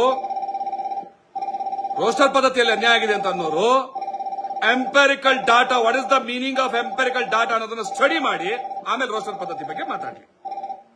hello hello sir, video mute ಮಾಡಿ ಸರ್. ನಿಮ್ಮ ವಿಡಿಯೋ ಮ್ಯೂಟ್ ಸೌಂಡ್ ನನಗೆ ವಾಪಸ್ ಕೇಳ್ತಾ ಇದೆ. ಹಾ, ನೀವು ವಿಡಿಯೋ ಮ್ಯೂಟ್ ಮಾಡಬೇಕು. ನನ್ನ ಕಡೆ ಫೋನಲ್ಲಿ ಮಾತಾಡ್ಬೇಕು ಸರ್. ನಮಸ್ತೆ ಸರ್, ತಮ್ಮ ಹೆಸರು ಮತ್ತು ಊರು ಹೇಳಿ ಸರ್. ಸಂತೋಷ್. ಓ ಸರ್, ನಮಸ್ಕಾರ. ಕಾಂಗ್ರೆಸ್ ಮುಖಂಡರಿಗೆ, ಚಿತ್ರದುರ್ಗ ಜಿಲ್ಲೆಯ ಕಾಂಗ್ರೆಸ್ ನಾಯಕ ಕೋಡಿಹಳ್ಳಿ ಸಂತೋಷ್ ಅವರಿಗೆ ಕಾರ್ಯಕ್ರಮಕ್ಕೆ ಸ್ವಾಗತ ಸರ್. ನಮಸ್ತೆ. ನಿಮ್ಮ ಕಾಂಗ್ರೆಸ್ ಸರ್ಕಾರ ನಿರಂತರವಾಗಿ ಈಗ ನಮ್ಮನ್ನು ಶೋಷಣೆ ಮಾಡ್ಕೊಂಡು ಬರ್ತಾ ಇದೆ. ನಿಮ್ಮ ಕಾಂಗ್ರೆಸ್ ಸರ್ಕಾರದ ಸಚಿವರಾದಂತಹ ಸಮಾಜ ಕಲ್ಯಾಣ ಇಲಾಖೆ ಎಚ್ ಸಿ ಮಹದೇವಪ್ಪನವರು, ಹಿರಿಯರಾದಂತಹ ಖರ್ಗೆ ಅವರು, ಪರಮೇಶ್ವರ್ ಅವರು ಪ್ರತ್ಯಕ್ಷವಾಗಿ ಪರೋಕ್ಷವಾಗಿ ಒಳ ಮೀಸಲಾತಿಯನ್ನ ವಿರೋಧ ಮಾಡಿ ನಮಗೆ ತೊಂದರೆ ಮಾಡ್ತಾ ಇದ್ದಾರೆ. ಇನ್ನು 2 ವರ್ಷ ಒಳ ಮೀಸಲಾತಿ ಆಗೋದಕ್ಕೆ ಬಿಡಲ್ಲ ಅಂತ ಬ್ಲಾಕ್ ಮೇಲ್ ಮಾಡ್ತಾ ಇದ್ದಾರೆ. ತಾವು ಕಾಂಗ್ರೆಸ್ನ ನಾಯಕರಾಗಿ ಇದ್ರ ಬಗ್ಗೆ ಏನ್ ಹೇಳೋದಕ್ಕೆ ಇಷ್ಟಪಡ್ತೀರಿ ಸರ್? ಸರಿನಾ ಸರ್ ಇದು? ಸರ್, ಏನ್ ಹೇಳ್ಬೇಕಂತ ಗೊತ್ತಾಗ್ತಾ ಇಲ್ಲ. ಬಹುಶಃ ಪಕ್ಷದ ಎಲ್ಲಾ ಸಮುದಾಯಗಳಲ್ಲಿ ಕಾಂಗ್ರೆಸ್ ಅಭಿಮಾನಿಗಳು, ಕಾರ್ಯಕರ್ತರು, 2ನೇ ಸಾಲಿನ ನಾಯಕರು ಎಲ್ಲರೂ ತುಂಬಾ ಈ ಬೆಳವಣಿಗೆಗಳನ್ನ ನೋಡಿ ತುಂಬಾ ಆತಂಕಕ್ಕೀಡಾಗಿದ್ದಾರೆ. ಯಾಕೆ ಈ ಸಣ್ಣ ಸಮಸ್ಯೆನ ಯಾಕೆ ದೊಡ್ಡದ್ ಮಾಡ್ಕೊಂಡು ಕೂತಿದ್ದಾರೆ ನಮ್ಮ ಬಲಗೈ ಸಮುದಾಯದವರು, ವಿಶೇಷವಾಗಿ ಪರಮೇಶ್ವರ್ ಸಾಹೇಬರು, ನಮ್ಮ ಖರ್ಗೆ ಸಾಹೇಬರು, ಮತ್ತೆ ಮಹದೇವಪ್ಪ ಸಾಹೇಬರು? ಯಾಕೆ ಈ ಸಮಸ್ಯೆ, ಸಣ್ಣ ಸಮಸ್ಯೆನ, ಇದು ಸುಪ್ರೀಂ ಕೋರ್ಟ್ ತೀರ್ಪು ಕೊಟ್ಟಾಗಿದೆ. ಎಲ್ಲಾ ರಾಜ್ಯಗಳ ಅಕ್ಕಪಕ್ಕದ ತೆಲಂಗಾಣ ರಾಜ್ಯದಲ್ಲಾಗಿದೆ, ಆಂಧ್ರದಲ್ಲಾಗಿದೆ, ಬೇರೆ ಬೇರೆ ಕಡೆ ಆಗಿದೆ. ಇಲ್ಲಿ ಯಾಕೆ ಹಿಂಗ್ 1.5 ವರ್ಷದಿಂದ ಹಿಂಗ್ ಸತಾಯಿಸ್ತಾ ಇದಾರೆ ಈ ಸಮುದಾಯನ? ಇದು ಎಡಗೈ ಸಮುದಾಯ ಬೇರೆ ಬಹುದೊಡ್ಡ ಮತ ಬ್ಯಾಂಕ್ ಕಾಂಗ್ರೆಸ್ಗೆ ಮೊದಲಿಂದನೂ ಕೂಡ. ಕೇಳದೆ ಇರ್ಲಿ ಓಟ್ ಹಾಕೊಂಡ್ ಬಂದಿರೋಂತ ಸಮುದಾಯ. ಇಂತ ದೊಡ್ಡ ಸಮುದಾಯನ ನಾವು ಕಳ್ಕೊಂಡ್ಬಿಡ್ತೀವಲ್ಲ ಮುಂದಿನ ಚುನಾವಣೆಗಳಲ್ಲಿ ಅಂತ ಹೇಳಿ ಅದು ZPTPಗಳು ಬರ ಬರ್ತಾ ಇದಾವೆ. ಇಡೀ ರಾಜ್ಯದಲ್ಲಿ ಒಂದು ಒಂದು ಒಂದು ಒಂದು ಯಂಗ್ ತರ್ಕಗಳಂತಾನಿದ್ದಾರೆ, ಒಂದು ಯಂಗ್ಸ್ಟರ್ಸ್ ಆಗ್ಲಿ, ಈಗ ರಾಜಕೀಯ ಭವಿಷ್ಯಗಳ ಕಂಡುಕೊಂಡಾಗಲಿ ತುಂಬಾ ಆತಂಕಕ್ಕೆ ಒಳಗಾಗಿದ್ದಾರೆ. ಈ ಸೀನಿಯರ್ಸ್ ಏನಿದ್ದಾರೆ, ಸೀನಿಯರ್ಸ್ ಅಲ್ಲಿ ಬಲಗೈ ಸಚಿವರೇನಿದ್ದಾರೆ, ಇವರು ಕೂಡ ತಮ್ಮ ಭವಿಷ್ಯನ ಮರೆತು ಈ ರೀತಿ ಬರೀ ಸಣ್ಣ ಪುಟ್ಟದ ಇದೆಲ್ಲ ಫ್ರಾಕ್ಷನ್ ಆಫ್ ಸೆಕೆಂಡ್ಸ್ ಬಗೆಹರಿಸುವಂತದ್ದು, ಒಂದು ಮಧ್ಯಾಹ್ನ ಕೂತು ಬಗೆಹರಿಸೋದು, ಒಂದು ಗಂಟೆ ಕೂತು ಬಗೆಹರಿಸುವಂತ ಇಶ್ಯೂಗಳಿವೆಲ್ಲ. ಮತ್ತೆ ಇವರೇ ಕೊಟ್ಟ ಭರವಸೆಗಳು ಸರ್. ಈಗ ಇವರೇ ಹೆಚ್ಚು ಕಡಿಮೆ ಇದನ್ನ ಕಂಪ್ಲೀಟ್ ರೆಸ್ಪಾನ್ಸಿಬಿಲಿಟಿ ನಾವು ತಗೊಳ್ತೀವಿ ಅಂತ ಹೇಳಿ ಗ್ಯಾರಂಟಿಗಳ ಮೂಲಕ ಘೋಷಣೆ, 6ನೇ ಗ್ಯಾರಂಟಿ ಮೂಲಕ ಘೋಷಣೆ ಮಾಡಿರೋದು ಇವರೇ. ದುಡ್ಡು ಹಾಕಿ ಸಮಾವೇಶಗಳನ್ನ ಸಂಘಟಿಸಿರೋದು. ಚಿತ್ರದುರ್ಗದ ಸಮಾವೇಶಕ್ಕೆ ಜಿ ಪರಮೇಶ್ವರ್ ಅವರೇ ಬಹುದೊಡ್ಡ ಮಟ್ಟದಲ್ಲಿ ಹೆಚ್ಚು ಕಡಿಮೆ ನನಗೆ ಅಫಿಷಿಯಲ್ ಆಗಿ ಅಂದ್ರೆ ಅನ್ಅಫಿಷಿಯಲ್ ಆಗಿ ಒಂದ್ಸರಿ ನಾನು ಮಾತಾಡ್ಬೇಕಾದ್ರೆ ಎಲ್ಲರೂ ನಾವೆಲ್ಲ ಒಂದಷ್ಟು ಸ್ನೇಹಿತರು ಮಠಾಧೀಶರು ಜೊತೆಗೆ ಹೋದಾಗ SC/ST ಸಮಾವೇಶಕ್ಕೆ ನಾನೇ 70-75% ದುಡ್ಡು ಹಾಕಿದ್ದು, ನಾನೇ ದುಡ್ಡು ಹಾಕಿ ಮಾಡಿದ್ದು ಅಂತ ಹೇಳಿದ್ರು ಅವರು. ಹೌದು, ಖಂಡಿತ ಖಂಡಿತ ಖಂಡಿತ. ಒಂದು ಪಕ್ಷಕ್ಕೆ ವೋಟ್ ಬರಬೇಕು, ಒಂದು ಪಕ್ಷ ಗೆಲ್ಲಬೇಕು ಅನ್ನೋ ನಿಟ್ಟಿನಲ್ಲಿ 23ರಲ್ಲಿ ಚಿತ್ರದುರ್ಗದ SC/ST ಸಮಾವೇಶನ ಮಾಡಿ ಅಲ್ಲಿ ವಿಶೇಷವಾಗಿ ಸದಾಶಿವ ಕಮಿಷನ್ ನಾವು ಅಧಿಕಾರಕ್ಕೆ ಬಂದ ಮೊದಲ ಅಧಿವೇಶನದಲ್ಲೇ ಜಾರಿಗೊಳಿಸುವಂತ ತುಂಬಾ ದೊಡ್ಡದಾಗಿ ಘೋಷಣೆಯ ರೂಪದಲ್ಲಿ ಹೇಳಿದ್ದು, ಭರವಸೆನೆ ಕೊಟ್ಟಿದ್ದು ಪರಮೇಶ್ವರ್ ಸಾಹೇಬ್ರೆ. ಹೌದು, ಅದು 6ನೇ ಗ್ಯಾರಂಟಿ ಅಂತ ಅಂದ್ಕೊಂಡ್ಬಿಡಿ ಅಂತ ಕೂಡ ಹೇಳಿದ್ರು. ಇವತ್ತು ಆ ವಿಡಿಯೋಗಳೆಲ್ಲ ಲೈವ್ ಈಗಲೂ ಕೂಡ ಯೂಟ್ಯೂಬ್ ಅಲ್ಲಿ ಇದೆ, ತುಂಬಾ ಅವೈಲಬಲ್ ಇದೆ. ಸರಿ. ಇನ್ ಬಿಟ್ವೀನ್ ಇವರು ಏನೋ ಈ ಹೇಳಿಕೆಗಳ ಮಧ್ಯೆ ಅಥವಾ ಈಗ ಆಗ್ತಾ ಇಂಪ್ಲಿಮೆಂಟ್ ಪ್ರೋಸೆಸ್ ಮಧ್ಯೆ ತುಂಬಾ ಸಲ ಅವ್ರನ್ನ ಹೋಗಿ ಪರ್ಸನಲ್ ಆಗಿ ಈ ಎಡಗೈ ಸಮುದಾಯ ಜನ ಹೋಗಿ ತುಂಬಾ ರಿಕ್ವೆಸ್ಟ್ ಮಾಡ್ಕೊಂಡಿದ್ದಾರೆ, ಇದನ್ನ ಬಗೆಹರಿಸ್ಬಿಡ್ರಿ. ಯಾಕಂದ್ರೆ ಕೊರಟಗೆರೆ ಕ್ಷೇತ್ರದಲ್ಲಿ ಬಹಳ ದೊಡ್ಡ ಮಟ್ಟಕ್ಕೆ ಕೈ ಹಿಡಿದಿದ್ದೀವಿ, ಈ ಹಿಂದೆ ಮಧುಗಿರಿನಲ್ಲಿ ಕೈ ಹಿಡಿದಿದ್ದೀವಿ. ನಿಮ್ಮ ಸಂಪೂರ್ಣ ರಾಜಕೀಯ ಜೀವನ ಪೂರ್ತಿ ಎಡಗೈ ಸಮುದಾಯ ಬಹುಸಂಖ್ಯಾತರಾಗಿರ್ತಕ್ಕಂಥ ಕರ್ಮಭೂಮಿಗಳಲ್ಲೇ ನಿಮ್ ರಾಜಕೀಯ ಬದುಕು ಅರಳಿರೋದು. ಹಾಗಾಗಿ ಋಣ ತೀರ್ಸಂತ ದೊಡ್ಡ ಅವಕಾಶ ನಿಮಗೆ ಅಂತ ಕೇಳ್ಕೊಂಡಿದ್ದಾರೆ. ಪರ್ಸನಲ್ ಆಗಿ ಕೇಳ್ಕೊಂಡಿದ್ದಾರೆ, ಅಫಿಷಿಯಲ್ ಆಗಿ ಕೇಳ್ಕೊಂಡಿದ್ದಾರೆ, ಅನ್ಅಫಿಷಿಯಲ್ ಆಗಿ ಕೇಳ್ಕೊಂಡಿದ್ದಾರೆ. ಬಹುಶಃ ಅವ್ರು ನಿಂತು ಇದನ್ನ ಬಗೆಹರಿಸಬೇಕಾಗಿತ್ತು. ಮಾದೇವಪ್ಪನವ್ರಿಗಂತೂ ಆ ವಿವೇಕ ಇದೆಯಲ್ಲ ಗೊತ್ತಿಲ್ಲ. ಯಾಕಂದ್ರೆ ಹಳೆ ಮೈಸೂರು ಭಾಗದಲ್ಲಿ ನಾನು ಬೇರೆ ಒಂದು ಕ್ಯಾಶ್ ಕೆಮಿಸ್ಟ್ರಿ ವರ್ಕೌಟ್ ಮಾಡ್ಬಿಟ್ರೆ ಗೆದ್ಬಿಡ್ತೀನಿ ಅನ್ನೋ ಭ್ರಮೆ ಇರ್ಬೋದು ಅವ್ರಿಗೆ. 2018 ಸೋತಿದ್ರು. ಹೌದು ಹೌದು ಹೌದು. ಯಾಕಂದ್ರೆ ಅಲ್ಲೂ ಕೂಡ ಬಹುಸಂಖ್ಯೆ ಏನು ಮಾದಿಗರ ನಿರ್ಣಾಯಕ ಶಕ್ತಿ ಅಲ್ಲಿ ನರಸೀಪುರದಲ್ಲಿ. ಇಲ್ಲಿ ಮುನಿಯಪ್ಪನವರಿಗೆ ಬಲಗೈ ಸಮುದಾಯದವರು ದೊಡ್ಡ ಸಂಖ್ಯೆಯಲ್ಲಿ ವೋಟ್ ಮಾಡ್ತಾರೆ. ಅವರು ಕೂಡ ಅಂದ್ರೆ ಇಲ್ಲಿ ನೋಡಿ, ಈಗ ರಾಜಕೀಯ ಸಮುದಾಯ ಅಂತ ಬಂದಾಗ ಸಮುದಾಯನ ಯೋಚನೆ ಮಾಡಬೇಕಾಗತ್ತೆ, ರಾಜಕಾರಣ ಬಂದಾಗ ರಾಜಕಾರಣ ಯೋಚನೆ ಮಾಡಬೇಕಾಗತ್ತೆ. ಈ ಎರಡು ಸಂದರ್ಭಗಳಿಗೆ ಸಿಲುಕಾಕೊಂಡ್ರು ಆ ಕಡೆ ಮುನಿಯಪ್ಪನವರು, ಈ ಕಡೆ ಪರಮೇಶ್ವರ್ ಅವರು. ಹೌದು, ಮುನಿಯಪ್ಪನವರು ಆ ಕಾರಣಕ್ಕೆ ರಾಜಕಾರಣಕ್ಕೆ ನಮ್ಮ ಈ ಬಲಗೈ ಸಮುದಾಯ ನನಗೆ ಶಕ್ತಿಯಾಗಿ ನಿಂತಿದೆಯಲ್ಲ ಅನ್ನೋ ಕಾರಣಕ್ಕೆ ಎಷ್ಟೇ ಎಡಗೈ ಸಮುದಾಯಕ್ಕೆ ತುಂಬಾ ನೋವಾದ್ರು ಅನ್ಯಾಯ ಆದ್ರೂ ಕೂಡ ಬ್ಯಾಲೆನ್ಸ್ ಆಗಿ ಹೋಗ್ತಾ ಇದಾರೆ. ಬ್ಯಾಲೆನ್ಸ್ ಅಪ್ರೋಚ್ ಮಾಡ್ಕೊಂಡು ರಿಕ್ವೆಸ್ಟ್ ಮಾಡ್ಕೊಂಡು ಆ ಮನವಿ ರೂಪದಲ್ಲೇನೆ ಅವ್ರ ಹೆಜ್ಜೆಗಳು ನೀಡ್ತಾ ಇದಾರೆ ಹೊರತು ಎಲ್ಲೂ ಆಕ್ರೋಶಗಳನ್ನ ಹೊರ ಹಾಕಿಲ್ಲ. ಆದರೆ ಬಲಗೈ ಸಮುದಾಯದ ಸಚಿವರುಗಳು ಈ ಖರ್ಗೆ ಅವರಾಗ್ಲಿ ಸೋತಿದ್ ಯಾಕೆ? ಅಲ್ಲಿ ಉಮೇಶ್ ಯಾದವ್ ಯಾಕಿದ್ರು ಅರ್ಥ ಮಾಡ್ಕೋಬೇಕಲ್ಲ ಅಂತ ಅಂದ್ಕೊಂಡಿದ್ದಾರು. ಖರ್ಗೆ ಸಾಹೇಬರು ಸೋತಿದ್ದಾಕೆ? ಅವ್ರಿಗೆ ಈ ಒಂದು ಘಟನೆಯಿಂದನಾದ್ರೂ ಕೂಡ ಪಾಠ ಕಲಿದೆ ಹೋದ್ರೆ ನಾವು ಸವಾಲಾಕದ್ರಲ್ಲಿ ಏನ್ ತಪ್ಪಿದ್ಯಾ? ಅಲ್ಲ, ನಿರಂತರವಾಗಿ ಮೇನ್ ಸ್ಟ್ರೀಮ್ ಎಲೆಕ್ಷನ್ ಅಲ್ಲಿ ಮುಖ್ಯವಾಹಿನಿ ಚುನಾವಣೆಯಲ್ಲಿ ಗೆದ್ದು ಸೋಲಿಲ್ಲ ಸರ್ದಾರ ಅಂದ್ಕೊಂಡು ರಾಜಕಾರಣ ಮಾಡಿ ದೇಶದ ರಾಜಕಾರಣ ಮಾಡೋದಕ್ಕೆ ಎಲೆಕ್ಟ್ ಆಗುವುದಂತ ಖರ್ಗೆ ಸಾಹೇಬರು 2019ರಲ್ಲಿ ಉಮೇಶ್ ಯಾದವ್ ಅನ್ನೋ ಲಂಬಾಣಿ ಸಮುದಾಯದ ವಿರುದ್ಧ ಸೋಲ್ತಾರೆ ಅಂತಂದ್ರೆ ಎಷ್ಟಿದ್ದಾರೆ ಲಂಬಾಣಿ ಸಮುದಾಯ ಸಂಖ್ಯೆಯಲ್ಲಿ? ಅಂದ್ರೆ ಇವರೆಲ್ಲ ರಾಜಕೀಯ ಅಸ್ತಿತ್ವಕ್ಕೆ ಎಳ್ಳು ನೀರು ಬಿಟ್ಕೊಂಡ ಮೇಲೂ ಕೂಡ ಇವರು ಸಕಾರಾತ್ಮಕ ಯೋಚನೆಗಳು ಮಾಡ್ತಾ ಇಲ್ಲ ಅಂದ್ರೆ ಏನು ಸರ್? ಈಗ ಒಂದು ಪ್ರಶ್ನೆ ಈಕ್ವಲ್ ಮಾಡ್ಬಿಡ್ತೀನಿ. ಈಗ ಮೊನ್ನೆ ಮಂದಕೃಷ್ಣ ಮಾದಿಗಾರ್ ಅವರು ಏನು ಇದರಲ್ಲಿ 12ನೇ ತಾರೀಕು ಸ್ವತಂತ್ರ ಉದ್ಯಾನವನದ ಸಭೆಯಲ್ಲಿ ತುಂಬಾ ನಿರರ್ಗಳವಾಗಿ ಅವರು ವಾಗ್ಜರಿ ಮೂಲಕ ಕಟ್ಟು ಸತ್ಯಗಳು ಹೇಳ್ತಾ ಹೋದ್ರಲ್ಲ. ಹೌದು ಹೌದು. ಹೇಳ್ತಾ ಹೋದಾಗ ಅವರು ಈ ದೇಶದಲ್ಲಿ ಯಾವ ಪಕ್ಷಗಳು ಕೂಡ ಒಳ ಮೀಸಲಾತಿ ಇರುತ್ತಾ ಇಲ್ಲ, ಯಾವ ರಾಜಕಾರಣಿಗಳು ಒಳ ಮೀಸಲಾತಿ ಇರುತ್ತಾ ಇಲ್ಲ, ಯಾವ ಪಕ್ಷದ ಮ್ಯಾನಿಫೆಸ್ಟೋಗಳಲ್ಲೂ ಕೂಡ ಈ ಒಳ ಮೀಸಲಾತಿ ವಿರುದ್ಧವಾದ ನಿರ್ಣಯಗಳು ತಗೊಂಡಿಲ್ಲ. ಎಲ್ಲಾ ಸರ್ಕಾರಗಳು ಕಾಲಕ್ಕೆ ಬೆಂಬಲಿಸಿಕೊಂಡೇ ಬಂದಿದ್ದಾವೆ, ಮ್ಯಾನಿಫೆಸ್ಟೋಗಳಲ್ಲಿ ಇಟ್ಟಿದೆ. ನಾವು ಅಧಿಕಾರಕ್ಕೆ ಬಂದ್ರೆ ಜಾರಿ ಮಾಡ್ತೀವಿ ಅಂತ ಹೇಳಿದ್ದಾರೆ. ಚಂದ್ರಬಾಬು ನಾಯ್ಡು ಸರ್ಕಾರ 2000 ಇಸ್ವಿನಲ್ಲಿ 97ರಲ್ಲಿ ಮಾಡಿತ್ತು, 2000ರಲ್ಲಿ ಮಾಡಿತ್ತು. ಮತ್ತೆ ಕೋರ್ಟ್ ಅಡ್ಡ ಬಂದಿದ್ರಿಂದ ಮತ್ತೆ ಎಲ್ಡಪ್ ಆಯ್ತು. ಈ ಲೋಕೂರ್ ಸಮಿತಿಯಿಂದ ಹಿಡಿದು ಹೆಚ್ಚು ಕಡಿಮೆ ನಾಗಮೋಹನ್ ದಾಸ್ ಸಮಿತಿವರೆಗೂ ಎಲ್ಲದೂ ಸವಿಸ್ತಾರವಾಗಿ ಹೇಳ್ಕೊಂಡು ಬಂದು ಅವ್ರು ಯಾರ ಮೇಲೆ ಆರೋಪ ಹೊರಿಸಿದ್ರು ಅಂದ್ರೆ ಮಲ್ಲಿಕಾರ್ಜುನ ಖರ್ಗೆ ಸಾಹೇಬ್ರ ತಲೆ ಮೇಲೆ ಇಟ್ಟರು ಆರೋಪನ. ಹೌದು, ಇವ್ರೊಬ್ಬರೇನೆ ಅಡ್ಡಿಯಾಗಿ ಕೂತಿರೋದು ಅಂತ. ಅಲ್ಲ ಸುಳ್ಳಾದು ಅಲ್ಲ, ಅದು ಈಗ ನೆಹರು ಅವ್ರನ್ನ ಅವರು ಟೀಕಿಸ್ತಾ ಇಲ್ಲ, ರಾಜೀವ್ ಗಾಂಧಿ ಅವ್ರನ್ನ ಟೀಕಿಸ್ತಾ ಇಲ್ಲ, ರಾಹುಲ್ ಗಾಂಧಿ ಅವ್ರನ್ನ ಟೀಕಿಸ್ತಾ ಇಲ್ಲ, ಸೋನಿಯಾ ಗಾಂಧಿ ಅವ್ರನ್ನ ಟೀಕಿಸ್ತಾ ಇಲ್ಲ, ಅಥವಾ ಇನ್ಯಾರು ವಿಪಕ್ಷಗಳ ನಾಯಕರನ್ನ, ದೇವೇಗೌಡರನ್ನ ಯಾರನ್ನೂ ಕೂಡ ಇದಕ್ಕೆ ಕಾರಣಕರ್ತರ ಅಂತ ಹೇಳ್ತಾ ಇಲ್ಲ. ಮಲ್ಲಿಕಾರ್ಜುನ್ ಖರ್ಗೆ ಸಾಹೇಬ್ರೆ ಅದಕ್ಕೆ ನೇರ ಅಡ್ಡಿಯಾಗಿ ಕೂತಿರೋದು ಅಂತ ಹೇಳ್ಬೇಕಾದ್ರೆ ಕ್ರಾಸ್ ಚೆಕ್ ಮಾಡ್ಕೋಬೇಕಲ್ವ ನಾವು. ಅಲ್ಲ, ಒಂದು ಟಿವಿ ಸಂದರ್ಶನದಲ್ಲಿ ಖರ್ಗೆ ಅವರೇ ಹೇಳ್ತಾರಲ್ಲ, ಒಳ ಮೀಸಲಾತಿ ಅನ್ನೋದು ದಲಿತರು ನೋಡಿಯುವಂತ ಬೆಂಕಿ ಅಂತ ಗಾಂಧಿ ಮಾತಾಡಿದ ಮಾತು ಅವತ್ತು. ಸರ್, ಈಗ ನೀವು ನಿಮ್ಮ ಪಾಲನ್ನ ಮೀಸಲಾತಿ ಮೂಲಕ 36, ಈಗ ಕರ್ನಾಟಕದಲ್ಲಿ 36 ಮೀಸಲು ಕ್ಷೇತ್ರಗಳಿದಾವಲ್ಲ, ಅದು 224 ಕ್ಷೇತ್ರಗಳಲ್ಲಿ ಒಡೆದು ಕೊಟ್ಟಂಗಲ್ವಾ ಅದು ಅಲ್ವಾ? ಡಿವೈಡ್ ಮೀಸಲಾತಿ ಕಾನ್ಸೆಪ್ಟ್ ಅರ್ಥ ಆದವ್ರಿಗೆ 36 ಬರೀ ಎಸ್ಸಿಗೆ ರಿಸರ್ವ್ ಮಾಡಿದ್ರೆ ಅದನ್ನ ಹೊಡೆದು ಕೊಟ್ಟಂಗೆ ತಾನೆ, ಜನರಲ್ ನ ಹೊಡೆದು ಎಸ್ಸಿಗಳಿಗೆ ಕೊಟ್ಟಂಗೆ ತಾನೆ. ಈಗ ಒಳ ಮೀಸಲಾತಿನೇ ಅದನ್ನ ಜನರಲ್ ಹೊಡೆದ ಎಸ್ಟಿ ಕೊಟ್ಟಂಗೆ ತಾನೆ. ಈಗ ಒಳ ಮೀಸಲಾತಿನೇ ಬೇಡ ಅನ್ನೋದಾದ್ರೆ ಮೀಸಲಾತಿಯೂ ಕೂಡ ಅನ್ಯಾಯನೇ ಅಲ್ವಾ? ಹಂಗಾದ್ರೆ ಮೀಸಲಾತಿನೂ ತೆಗೆದು ಬಿಡ್ಲಿ ಬಿಡಿ.